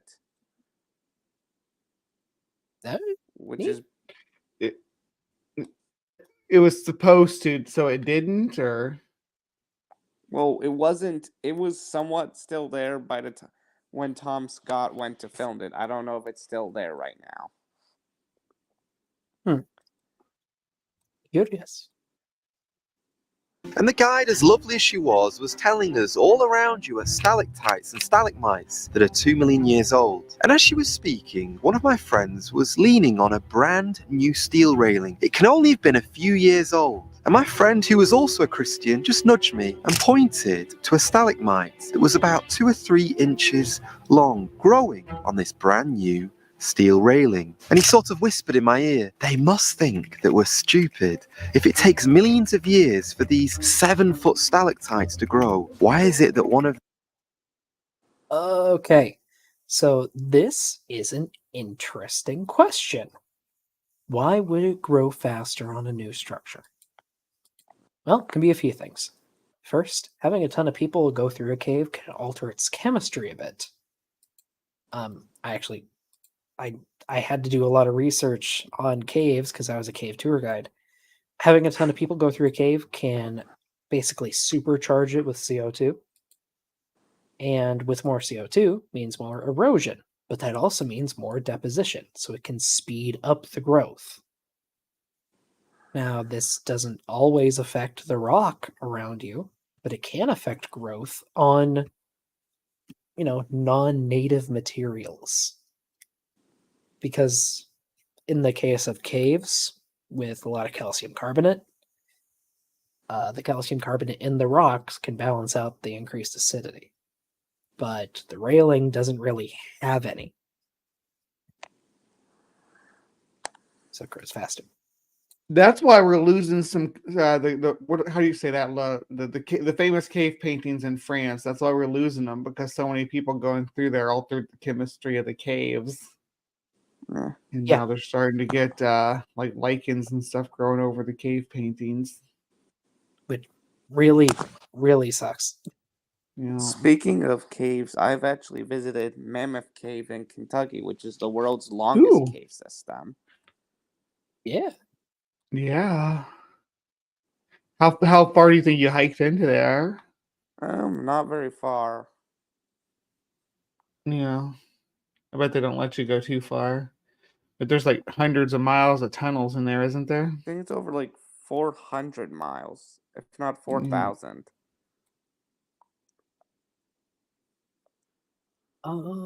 Just a second. I'm reading through something.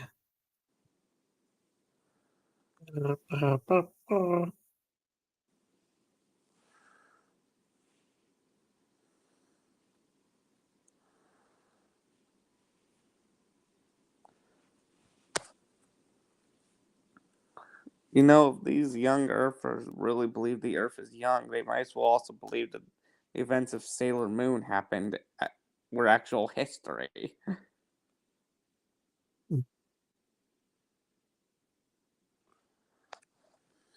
Sorry, I'm gonna be a minute. I'm reading through some stuff.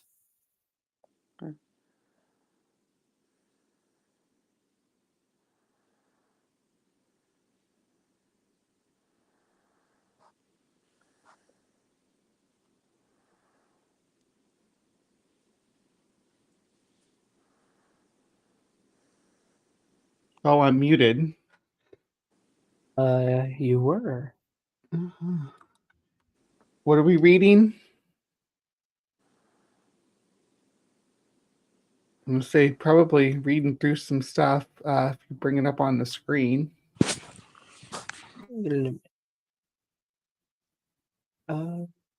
They must think we're stupid. If it takes millions of years for these 7-foot stalactites to grow, why is it that one of these little guys can grow so quick? Oh. Sorry, I'm just reading through an article that's saying fewer people, more visitors decrease the rate of growth in a cave. Which goes against what I've read before. It's just... So Star Song in the side chat says, I've been through Mammoth Cave. They took the 4-hour tour when they were young. more recently they took the Frozen Niagara tour. I don't know what the Frozen Niagara tour is. Are you guys familiar with that?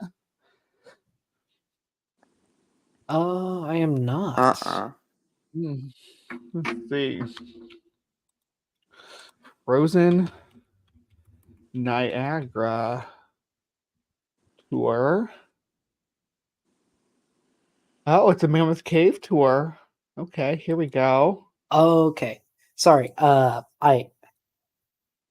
read through the article again, and it agrees with what I was saying before. I was reading to make sure I wasn't just spreading BS.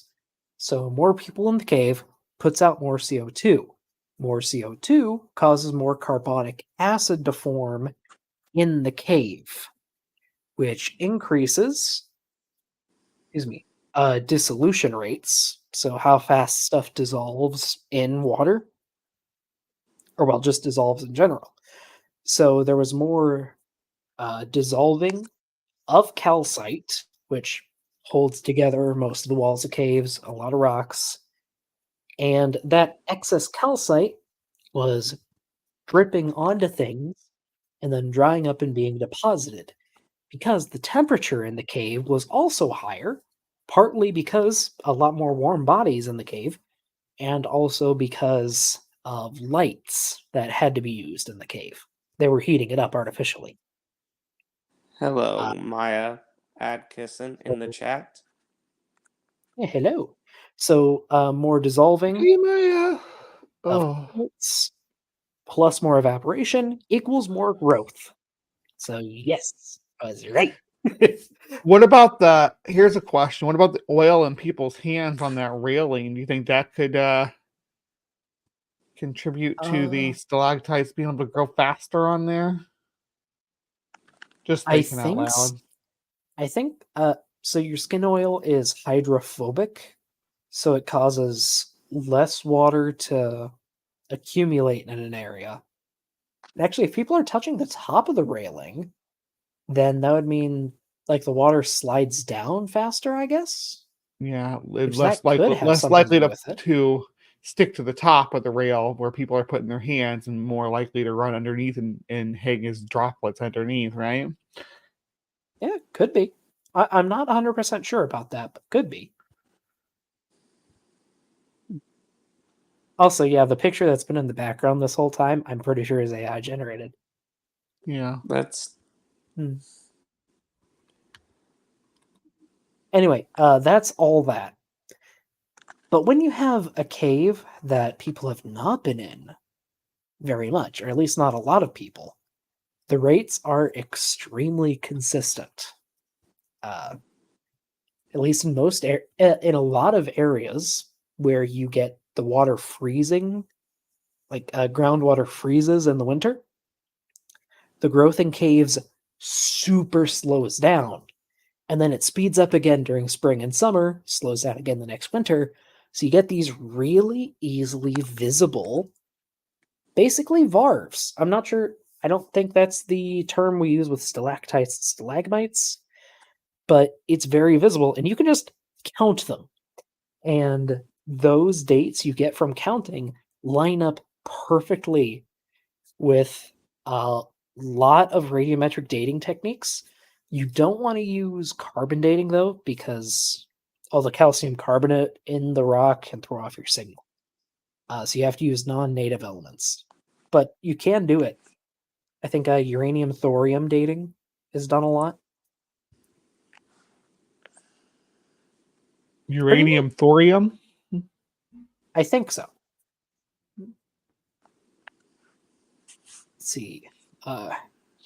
UTH dating stalactite. Yes. Yes. Uranium thorium. Haha. Pretty neat. One of these little guys can grow so quickly in the space of a few years. Okay, I can't believe I'm about to do this, but I'm about to tell you why I believe macroevolution is totally false. And as I've already mentioned, later in the video I want to talk about why some Christians do believe in theistic evolution. And I've actually got another video all about that, so make sure you subscribe if you'd like to see that. But right now I'm going to tell you why I personally cannot buy into this idea of species to species evolution. Now, I'm not going to stand here and pretend that I'm some kind of expert. We both know that Species I'm to not. species evolution is observable, right? Yeah, Yes. happens all the time in plants. Just seriously, get on with it. I brought it up before. I really feel like I'm reading a recipe article. God damn. I can barely spell my name on a good day. But here's the reason why I'm not about to jump onto the evolution bus in any hurry. The reason is this: they still haven't found the missing link. So just Yes, we have. Which one do you want? Yeah. Every time we find a missing link, there's two links in between it, and it's relatives that we still can fill in. We'll never be done. We'll never be done. Also, My I just counted. ancestors were orangutans. Hardworking, patriotic orangutans. So saith the creature in the sky. But like I just counted 3 times in a row. He just said, "I am about to tell you. I'm going to tell you. Here is why." Like, say it. Just get to the Just point. stop me if I Get on with it. get something wrong. But if we really did evolve from a common ancestor, you'd expect us to find millions and millions of these pre-human fragments and bones in the ground. You'd expect Which we me have. too. We have. I mean, if you want to go by fragments, we have millions. We have hundreds of thousands of specimens. Or hundreds of thousands of individuals, rather. We have a lot. to see them all around the world, and yet we only have a handful. We do. We find them on all of the old world continents. Yeah, Except Australia, I think. we found these, and that's coming from me, who's a Mormon. Yeah, we have them. Handful, and the ones that we do have, can I say Wait, so he just said we don't have them, but we do have a handful. this? They look a little sketchy when you dig a little deeper. You may want to write this down because Professor Stephen Jay Gould, a non-Christian paleontologist and the author of many books on why evolution. You misspelled his name and missaid his name. Gould. Hey, Also, it's not Jay Gould, it's Jay Gould. That's his middle name, I'm pretty sure. Hey, this is the same guy who misspelled Ningen as Ninjan. He's like a second actor. Come on. Is great. Many books on biology. Even he. Sorry, so whenever I write something, just because of how my brain works, I have to read through it like 3 or 4 times to make sure it's spelled right. Every time. And I'm saying things right. This bugs me. Especially when you're making a video, it takes time to make these. Spell check. Just use spell check. Or be careful. He admits that most hominid fossils, even though they serve as a basis for endless speculation and elaborate storytelling, are fragments of. When did he say it? When did he say it? Back in the Silver Millennium, when Queen Serene was still alive. I'm probably too stoned to get that reference. I'm sorry. Is that Sailor Moon? Yes. Okay. I guessed. Hanging out with Doc and Kiki gives me some Sailor Moon insight to keep up with you, Caden. Let's see. Not that Doc has any great Sailor Moon insight, but Doc always refers to Kiki for Sailor Moon lore. Yeah, she's not in the room right now, sadly. Yeah. Maybe Stephen J. Gold will help us.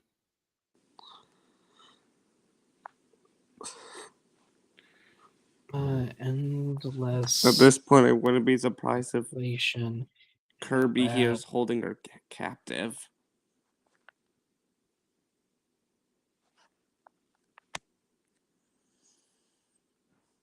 Here we Hello, go. Dr. Tapioca Weasel.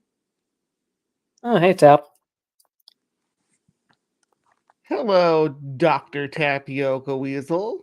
It's about time you showed up. And I'm gonna have to go to bed, so good night. Oh, have a Night, good one. Kaden. Night. Bye.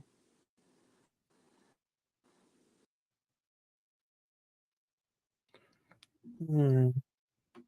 So next to Darwin, I think Stephen Jay Gould is probably the most cherry-picked and misquoted. I don't know. Dawkins might be up there with him, but the more Dawkins keeps going, the more loony shit he's saying for real. So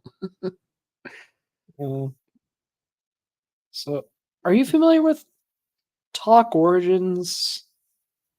yeah, talk origins, uh-huh.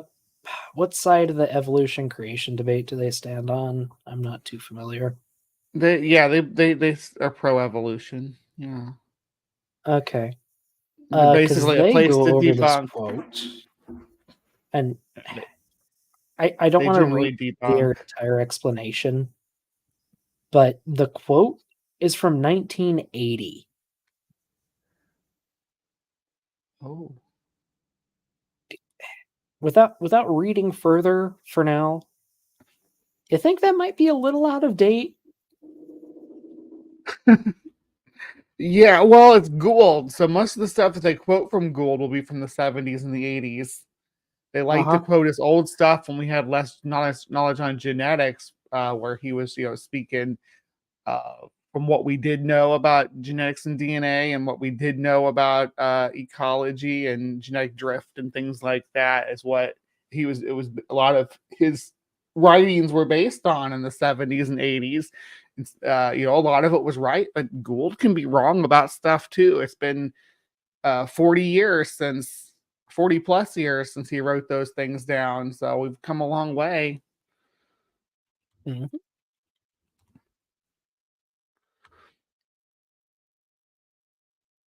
Yeah, but Talk Origins is a good source for anybody wanting to address apologetics that they hear. I recommend them. It's put it in plain English, very straightforward about it. Any evolutionary topic. Oh, wow. Sorry, I just here's the full paragraph that the quote that was on screen is drawn from. So Gould talks about the, at the time, recent find of Lucy, which was 40% complete. He then says, compared to her, most hominid fossils are fragments and scraps. Compared to Lucy. At the time that we In found Lucy, we only had the Tong child, right? We didn't have anything below the skull from that Yeah, for but like Australopithecus. 2 sentences before, she isn't. Sorry, no, the sentence before, she is nearly 40% complete. Like, wow. Yeah, it's Ah, cherry picked. cherry picked among a bed of thorns.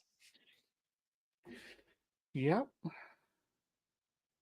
I don't know if that's a saying, but I like the way that sounds. I might workshop that. That could be your own And scrap. quote, your own trademark quote. Yeah, maybe. But then again, cherry trees don't have thorns. I don't think. Though, Yeah, Caden, you but said you were gonna go for the evening, right?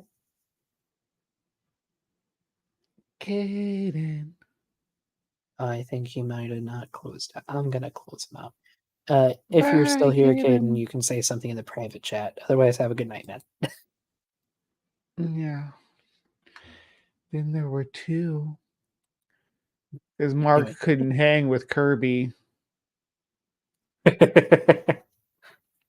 Scraps of skulls. In other words, evolutionists are doing the exact thing that they attribute to creationists like me. They are building huge narratives around a tiny piece of evidence just to support their theory. Take a look at this. Oh. This is Java Man, a supposed 1.5 million year old subhuman who is proof, according to the evolutionists, that we evolved. Except there is little evidence that Java Man is even remotely ape-like. Below the neck, he is almost identical. Let's see. So first off, red flag 1, calling him Java Man. Red flag 2, calling it Pithecanthropus. Well, they got to use the old-timey names. They're only up to the 80s. In younger creationist land, their science is in the... Well, I guess they're probably up to the 90s now, because I think a lot of them can't deny feathered dinosaurs anymore, right? So... Some of them still do. I was on a Ooh. stream with them a couple weeks ago. They did. This Ew. is from Creation Research. With who? Some people from Creation Research, John Mackay and I know them people. I didn't know that they denied dinosaurs had feathers. oh yeah, What? Indiana Joe? yeah. They're not the only ones. AIG doesn't agree that dinosaurs have birds. Or wow, dinosaurs have feathers. They just say anything with feathers is obviously a bird. Okay. They took that route. Wow. Doesn't that... There's some Tyrannosaurids with feathers. Well, yeah, Right? but they conveniently leave out that we have tyrannosaurs with feathers. I mean, because if they're like, oh yeah, all Maniraptorans are birds or whatever, it's like, okay, well, because Well, I I mean, think at that this would- point you can't deny that Maniraptorans had feathers ancestrally, right? So in the video I covered from AIG, I think they're all the same. You gotta be careful though, because they'll flag you. AIG's a bugger about They suck. that. Yeah. They had some definitely feathered and some question mark categories. If I recall, they had therizinosaurs and ornithomimids in the question mark. When we have direct evidence of feathers in Ornithomimus and in Beipiausaurus, which is a small therizinosaur. And Beipiausaurus is undeniably feathered. Like, the feathers are so well preserved, we have melanosomes and original keratin.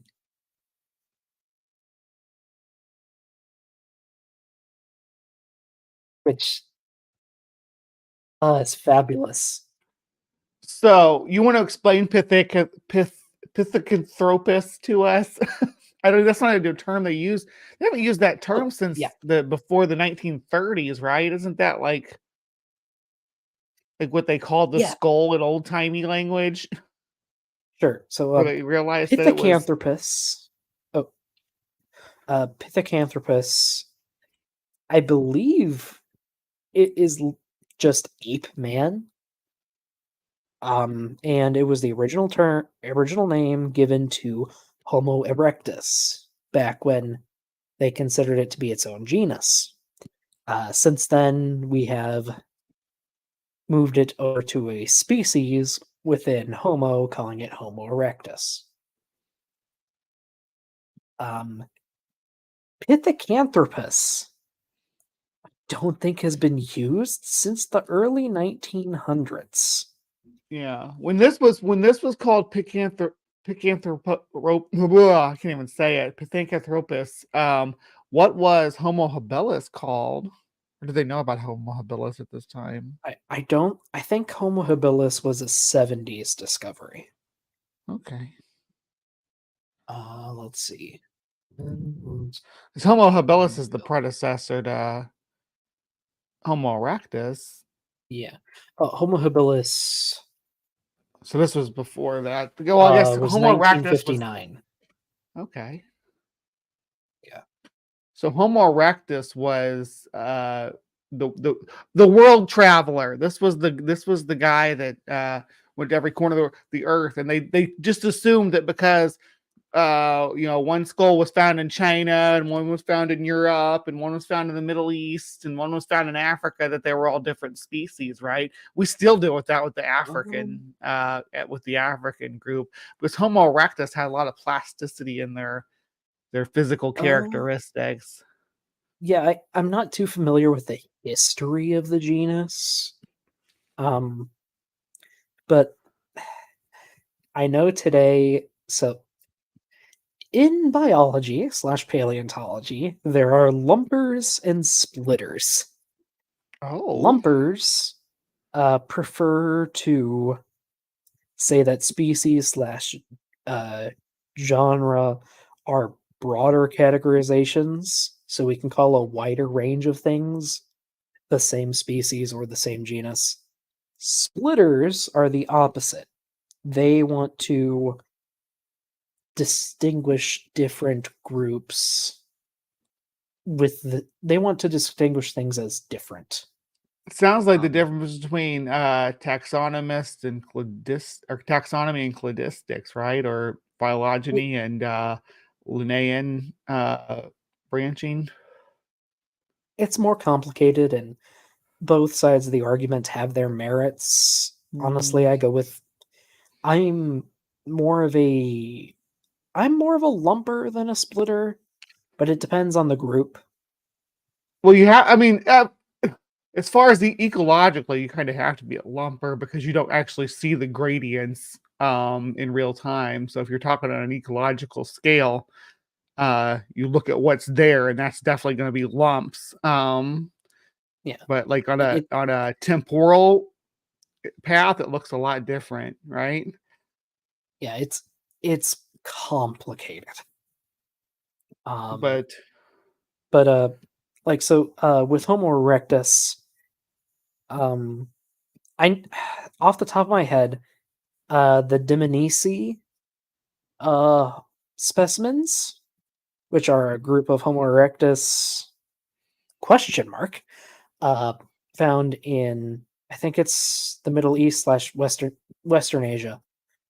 Some people want to call them, is it Homo georgicus or maybe Homo dmanisi? The Denisovans? No, Okay. Different groups. DMANSI, I think. Are those the same people as the Red Deer Cave people?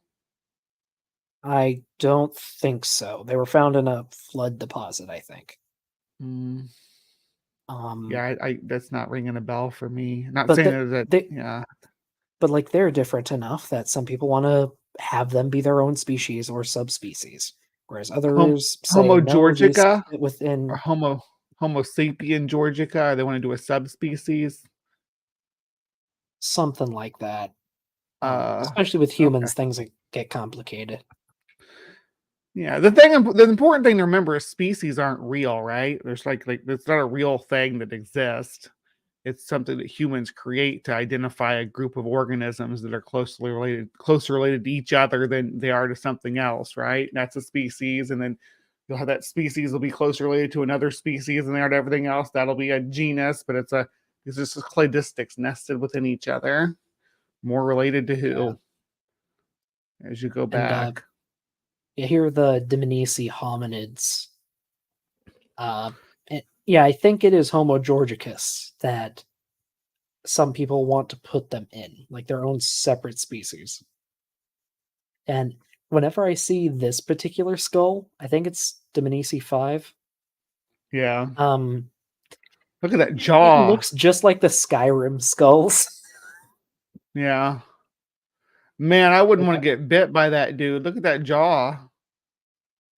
Yeah. He was eating some raw food. That's what a raw food diet will do to a population right there. That's why they had the big brow ridges too, because they had to chew like a mother to process to masticate their diet. People ate so much like shoots and stuff back then, and roots and tubers, like way more than what we eat now. And I mean, they would eat meat and stuff when it would come along, or some, to a certain extent, even up until the medieval period. The genus Homo, our diet was made up of like less than 20% meat. So Yeah. we've been pretty light on the meat eating, but the meat eating did give us the chance to grow the big brains. But a lot of people don't realize that about that brow ridge, though, that's kind of there to just support those chewing muscles. You don't think about chewing with your eyebrows. Who knows why those were thought to be attractive? Who knows? Hmm. Look at that face. What's not to love? And even his brain size is within our range. And where his skeleton was found, did you know there was also very advanced tools found in the same area? Oh, Define very advanced. So we're uh, not talking a screwdriver. We're talking like flint. We're not talking a like pot. stone hammers and stuff. Yeah, no pottery. Nope. That didn't appear until the Neolithic, I want to say. Pottery. Let's see. I don't want to speak out of my ass. I think it was appears in Like 5000 BC, yeah. maybe? Let's see. Oldest pottery ever Oh, no, found apparently is going to be 20,000 years ago. 20,000 years ago. So that was still way, way, way after Homo erectus, though. Yeah, by a few 100,000/million years. Yeah, but I think humans were the only species by that point still roaming the earth. Neanderthal Sapiens, went. I want to say a tentative yes. Yeah, I think they used to think Neanderthals survived up until about 24,000 years ago, but I think they've pushed that back quite a bit in recent years. I mean, and they like claimed that Homo floresiensis that they existed I within mean, like if I recall 12,000 years. with Floresiensis, like the problem is they're from a tropical climate and fossils don't form well. So they Yeah. might have lived later than we have records of. They just didn't die in a cave. Yeah, and there were rodents like to collect bone. That's what happened to Gigantopithecus. That's why all we have of Gigantopithecus is the teeth, because porcupines ate all the bones. Even the teeth we And have gnaw marks from porcupines. a lot of them, yeah. And again, tropical climate, or at least semi-tropical climate. Right? Uh, A like, bamboo forest especially is, yeah. Jungles have really acidic soils, usually. Yeah, we'll never have a good fossil record of like a cloud forest, right? We'll never know what lived in the Mhm. Mesozoic cloud forest. Wouldn't that be amazing to know what kind of creatures lived up there? But I'd love cloud it. forests will dissolve an Um, organism within months. if Uh, Well, sometimes you can get that if they fall into a high elevation lake.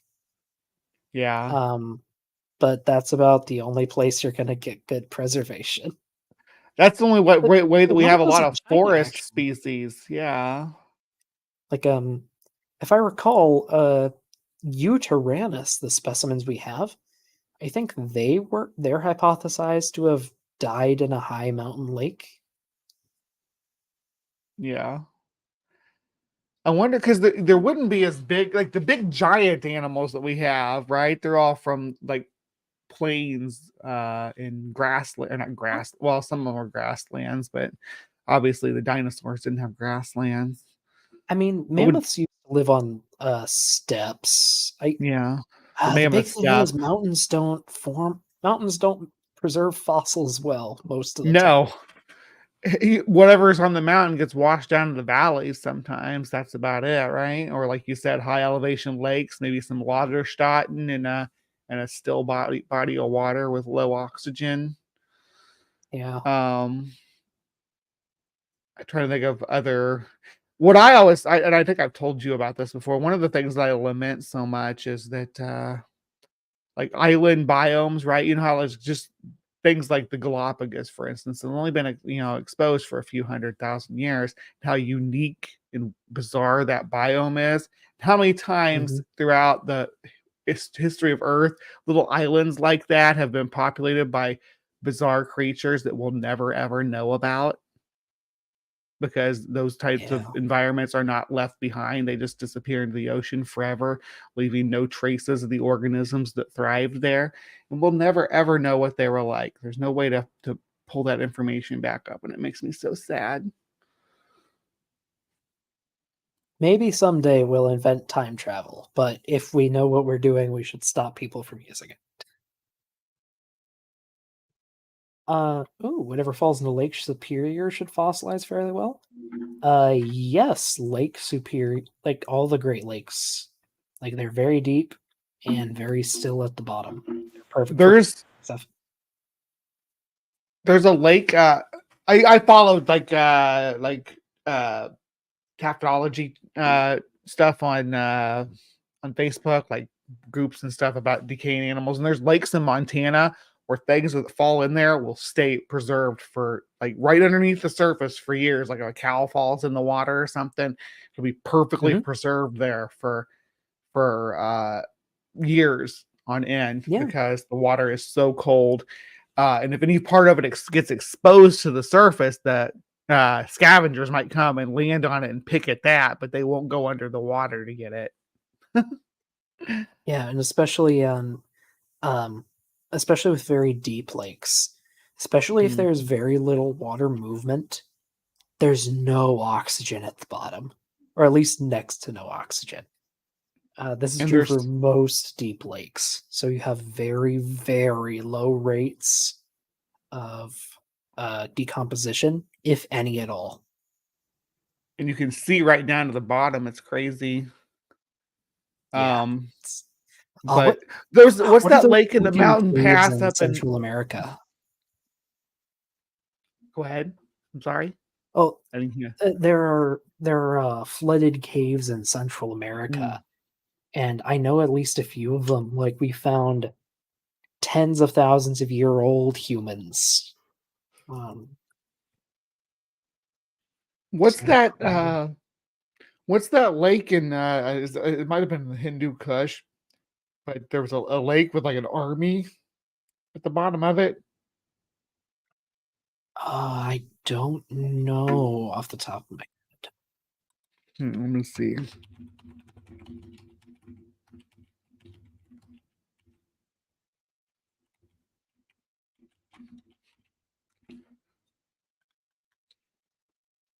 Yeah, Rupkund Lake, also known as Skeleton Lake, is located at the bottom of Tirsul, one of the highest mountains in the Indian Himalayas.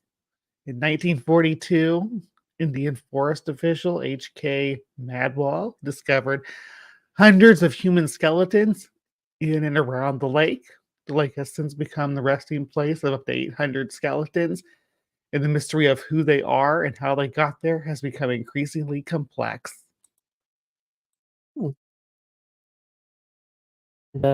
Going to Wikipedia, for a second, there's a place called, let's see, Aktun Tunichil Muknal.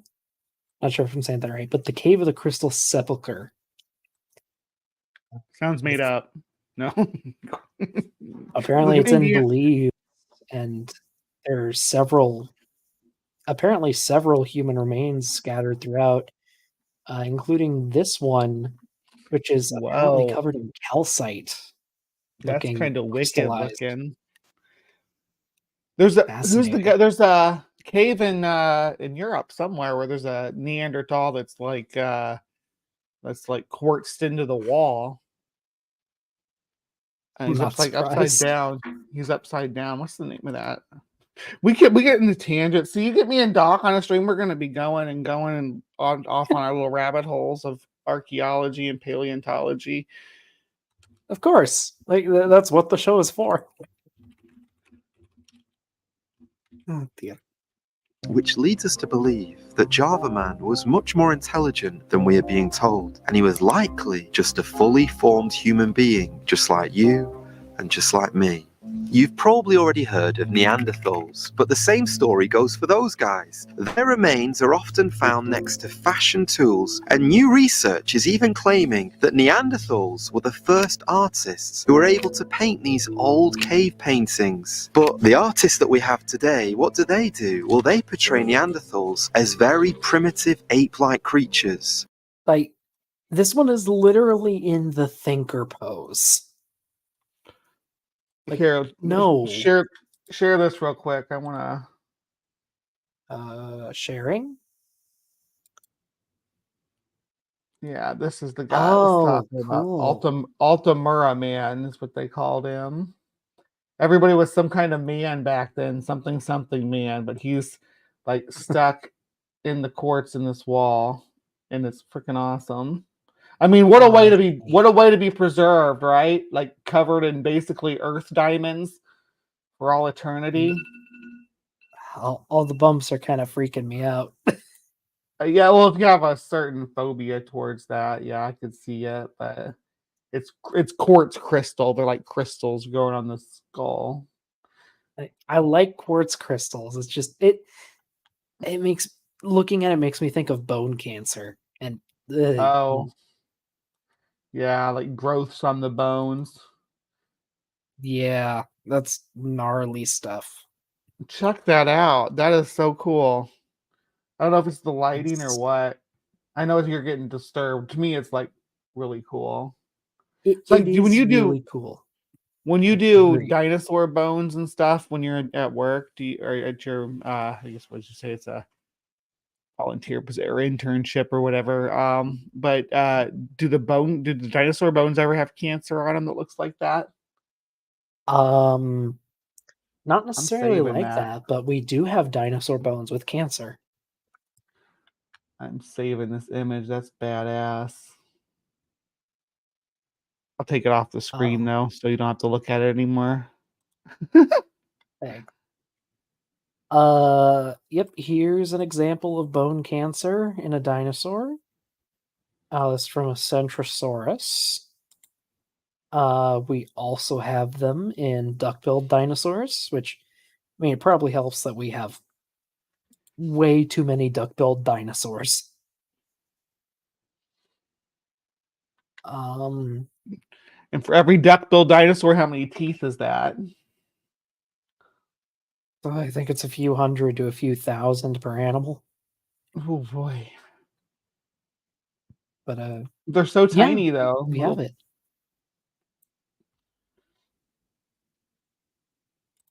That's all showing the osteomyelitis in a tyrannosaurid.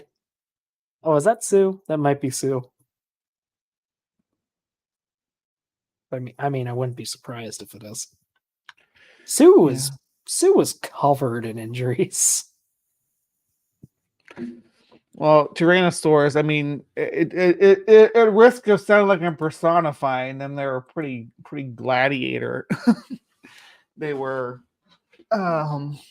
seemed like they were really into interspecies conflict. They were they were vicious. Face biting is thought to have been part of their behavior, right? Their mating behavior too. Not sure about for mating behavior, but yeah, they bit each other a lot. Yeah, just all over the body. Well, and their prey, their prey was set up to wreck. You know, you have Ankylosaur with the club tail. I don't think they've ever found a Ankylosaur with a T-Rex bite mark, have they? But sorry, what? Ankylosaur with a bite mark? I don't think so. Yeah. But you had Edmontosaurus, which is a behemoth of a hadrosaur, right? Yeah. And Oh Tricer. yeah. And there was this too. This is a Dilophosaurus, so much older dinosaur. But Flipping this us one was off. just beat to hell. Ooh, what a Like multiple fractures, punctures, possible tumors, and possibly congenital deformities. Like, jeez. It was brutal. I wonder if that was done by prey or if it was done interspecifically, those wounds. Because it looks like something grabbed a hold of its arm, right? I mean, possibly both, honestly. Yeah. The other arm, yeah, congenital stuff. I get it, but that would, I mean, yeah, having only one good arm and then getting it racked like that. Ooh, that's a death sentence, right? Mm-hmm. Oh, and then you know about Big Al? Well, I mean, I watched the Ballad of Big Al. Big Al. Possibly the most busted up Allosaurus, or at least one of That's them what we know of. I think. That's why we have the trope of Allosaurus getting wrecked everywhere it goes is because of Big Al. Well, Like, actually, oh yeah, it's not just because of Big Al. Like, a lot of Allosaurus are beat to hell and back. yeah. I Like, agree. Star Song getting hit with a Thagomizer would be no joke. Allosaurus probably got hit with a lot of Thagomizers. oh yeah, I think we have possibly two Allosaurus that individually got smashed in the pubis by a Thagomizer. Yes. Probably the worst thing that could ever happen to a dinosaur, a theropod, is to get your pelvis smashed with a 2-foot spike. Oh, 3-foot I could spike. 3-foot spike. Well, depends on the stegosaur, right? Oh, okay. So apparently we have it in a pubis, and we have another one in a tail vertebra. Oh, we don't have any in the skull.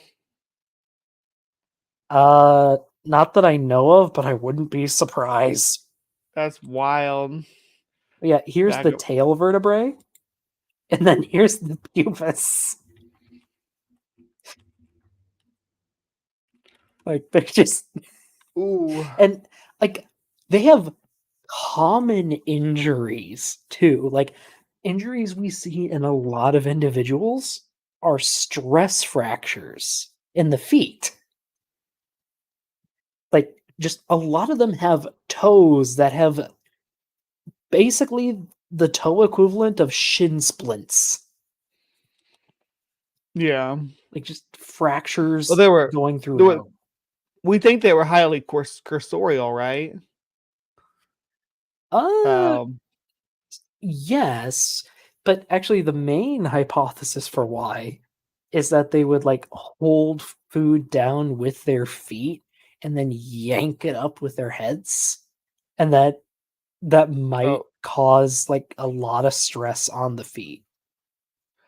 so are there I always thought that maybe, well, I shouldn't say I always thought. I always assumed, looking at the way that they're reconstructed and their hunting style and stuff, that they were considered pursuit predators that would run down their prey.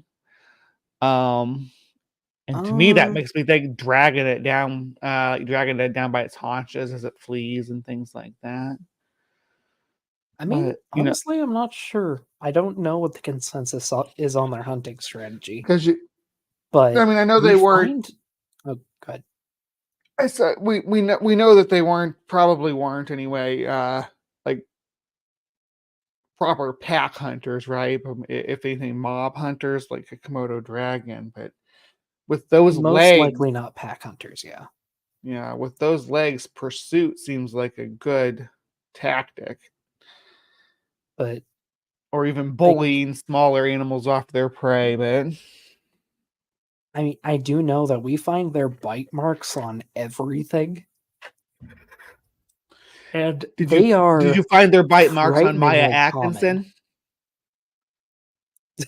Okay, not that I know of there, but Okay. like Allosaurus are frighteningly common compared to everything else in the rock or in the Morrison Formation, where they're from. And Yeah. as you can see here, their jaws could open wide. I love Allosaurus. They're really cool. They're so underrated. I mean, I'm not sure I would say underrated. Like they're a very popular dinosaur. Well, but they're always like used to show how powerful something else is the way I feel about the way they're presented. It's always like, I yeah, don't know. let's bolt Maybe we've just seen different stuff, but like I've yeah. always seen it that if people don't well, I mean everyone knows about T-Rex, but they think everything is either a T-Rex or an Allosaurus. Yeah. It's Used like to be it's the other Megalosaurus. theropod. Yeah, I like Megalosaurus, not Torosaurus. Carnotaurus used to be like my favorite. I'm leaning more towards Allosaurus as I get older and more Huh. beat up like Allosaurus is. I'm curious who this artist is for this particular image of the Allosaurus or Japan. Albertosaurus. I think Well, just the Albertosaurus image, would because I've seen a probably very similar piece showing another theropod. Was it what was it called? It was Meraxes. There's a piece of Meraxes art that looks a lot like this. Yeah. Huh. Wonder if it was inspired by it. Huh. Well, at any rate, this has been like a 10-minute tangent. off the rails we go. Dear. But the reality is, if a Neanderthal stepped in front of you, you would find it very hard to distinguish the difference between him and a modern man. Okay, brace yourself, because this is There would be a lot of differences. First and foremost, the eyebrow ridge would probably be the easiest distinction. But apparently, we have reconstructed their voices, and they would have been a lot more high pitched than most modern Yeah, humans. Which is interesting. that's what I've heard too.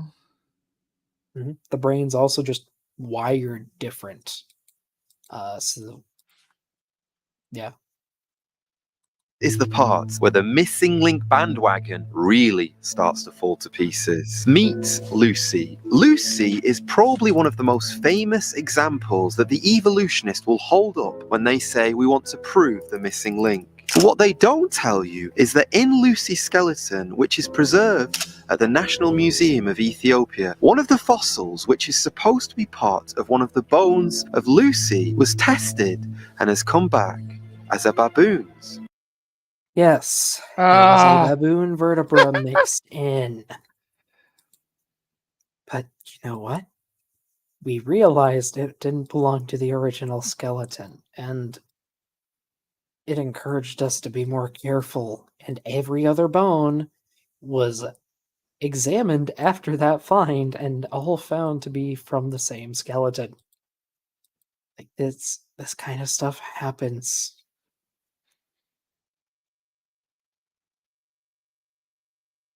bone. So, am I the only one when I hear that? It kind of makes me think, doesn't that discredit the rest of the collection? Not only No. that, in all of the depictions that we see of Lucy, we see her as an upright, upward walking being, just like us. But nowhere does any scientist ever claim to have been able to find Lucy's feet for the Yes, we do not have Lucy's feet.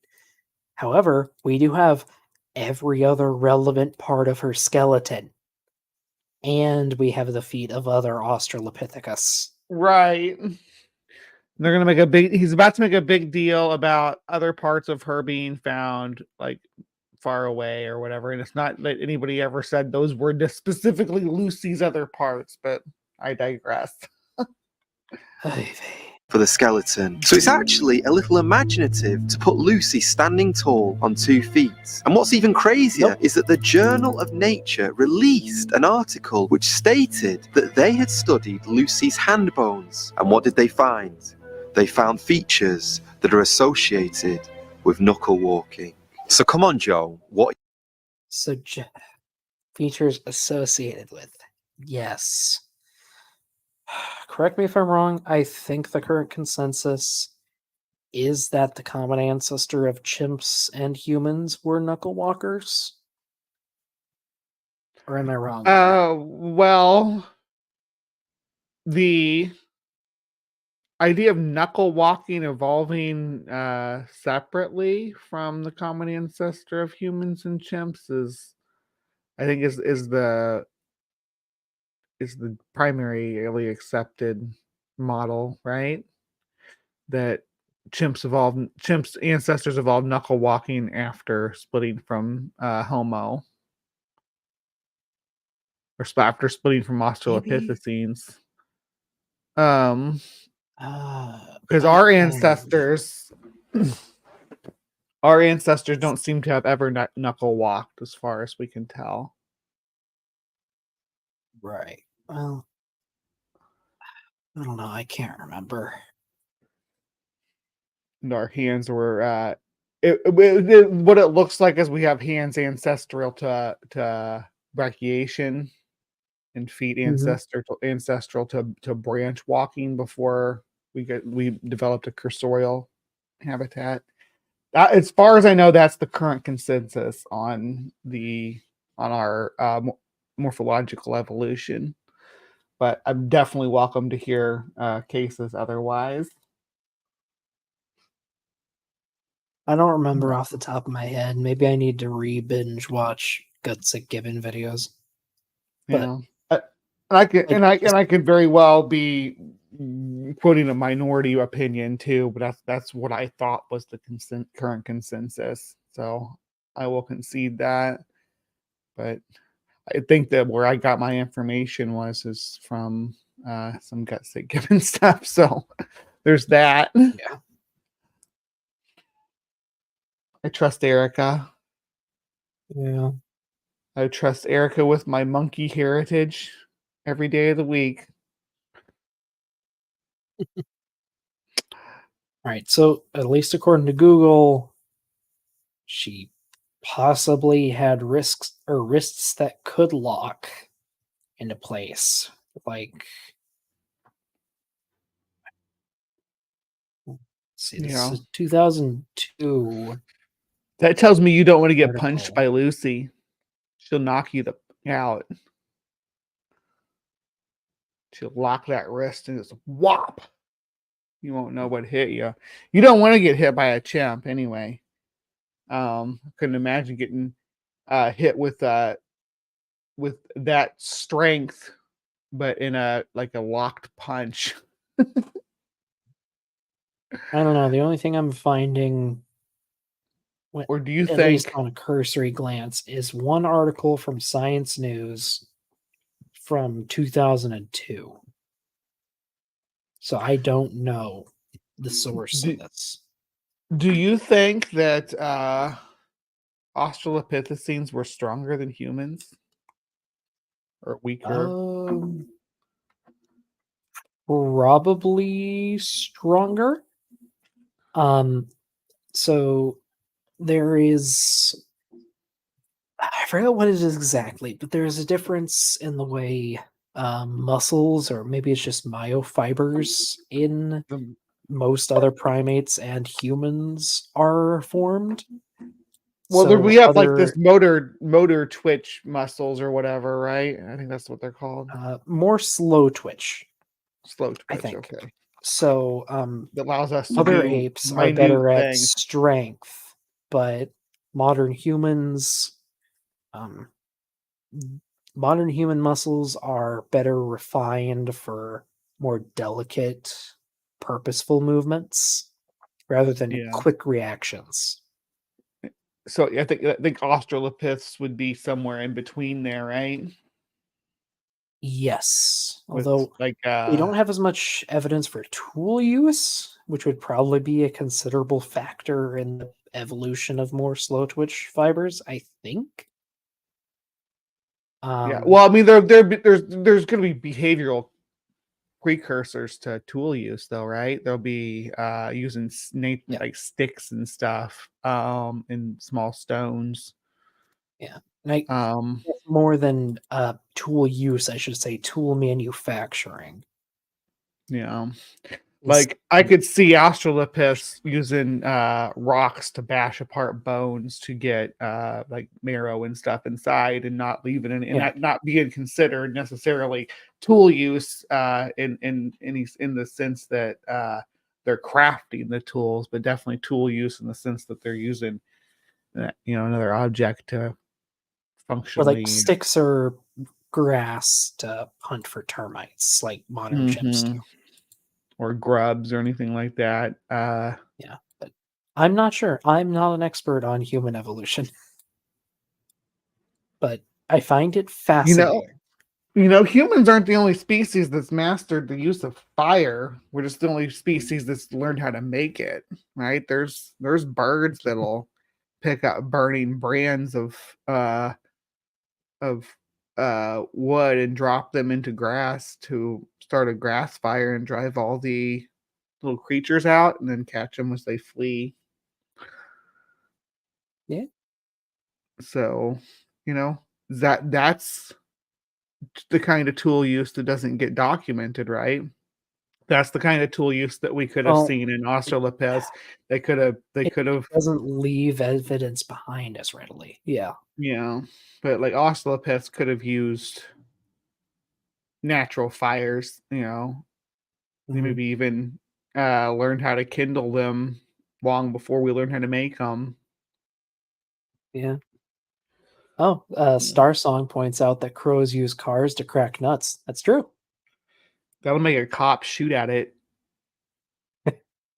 Some crow, I think in areas without a lot of cars, they'll also just like drop nuts and stuff on rocks and pavement repeatedly.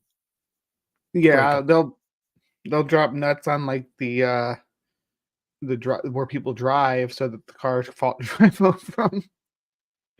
yeah. Uh, I mean, if you want to count it as tool use, roadrunners bash snakes against the ground to kill them. yeah, they'll actually find a Use good the earth rock to as your do it. tool.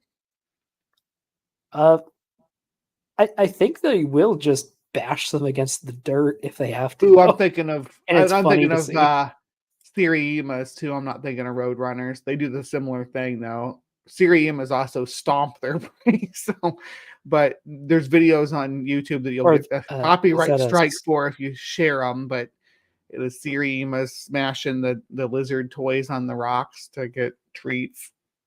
Is that like a secretary bird? Because I think Uh, secretary birds kick the hell out of snakes. well, Siriemas are the modern closest ancestor to Forest rockets, which Right. the terror birds. Fuck yeah, terror birds. Uh, Hmm. let's see what Well, are we done with Kirby, or we want to let him keep talking? I don't know. Like, I don't know. I'm kind of We've feeling maybe we've start to tangented call it away quits from because, whatever the like, fuck he was talking about. yeah. It's Otherwise, we almost might 11. be here for another 2 or 3 hours. I wish this one was time stamped like the other one, so we could see if there's any sections worth watching. There's obviously a Yeah. big peak there in the middle, which is whatever. Let's watch that big peak. Yeah. Let's watch whatever that 2 minutes there is. See the and- music swell. Yeah. God, I believe the Bible. Why? That's not the Because when you music read swelling. the Bible, you will That's the discover that you're rewatch. not actually reading the Bible. The Bible is. And then, of course, from Jesus Christ to us now, we get another 2,000 years. So, for the benefit of anyone who Hmm. Oh shit, he's gonna lay down a timeline? Yeah. Well, from here, I think he just dives straight It's into a- the preaching. That's his preaching. Why does everybody zoom ahead to or rewatch the preaching part? That's so weird. I rewatched the other part and skipped the preaching part. Wait, are you saying? Oh yeah, it is the That's most replayed. mm-hmm. Weird. Huh. So Well. maybe people are pausing it there to look at his timeline that he put up there on the screen. That sounds plausible. Yeah, maybe. But, I always like looking at like younger creationist timelines. I think they're fascinating. Or how much you try to Tartaria squeeze timelines. into nothing. Mm-hmm. You have to squeeze all that evolution and dinosaurs and everything else. Well, they don't squeeze evolution. They do is they have their cake and eat it too by saying nothing evolved and everything existed, but there were only a few kinds in the beginning as well. So whichever answer is is better for the question at the time is the one they'll use. Yeah. But All right. Well, I will say thank you for joining, Bree. Do you have any coming up you'd like to share for? yes, I got my well, it's not it's our new channel's launching on Thursday. The transpositions, where we talk about transgender issues. That's on Thursday at 7. Having our inaugural episode, so smashing the bottle on the front of the ship and all that good stuff. Fun. Yeah, maybe I'll drop a link to the channel. Sure. That seems like a good idea. Let's see, and then I guess on my end, I have a debate coming up this Friday. I get to debate Kent again, which interesting, probably. I will be debating on the geologic column, which hopefully I'll get to educate his audience a little bit on actual geology. We'll see. Yeah. I did send a couple weeks ago, I sent some terms that I want him to agree to before the debate starts, and I haven't heard anything yet. He's got 4 days, and if I don't hear back on those, I'm not going to do the debate because it'll be pointless. So we'll see. You know, don't hold your breath. I'm not. I don't know. If he doesn't agree, I can at least do like probably a stream going through my presentation or something. Yeah. Oh, and in other news, so pinned at the top of the chat, folks, are a couple links.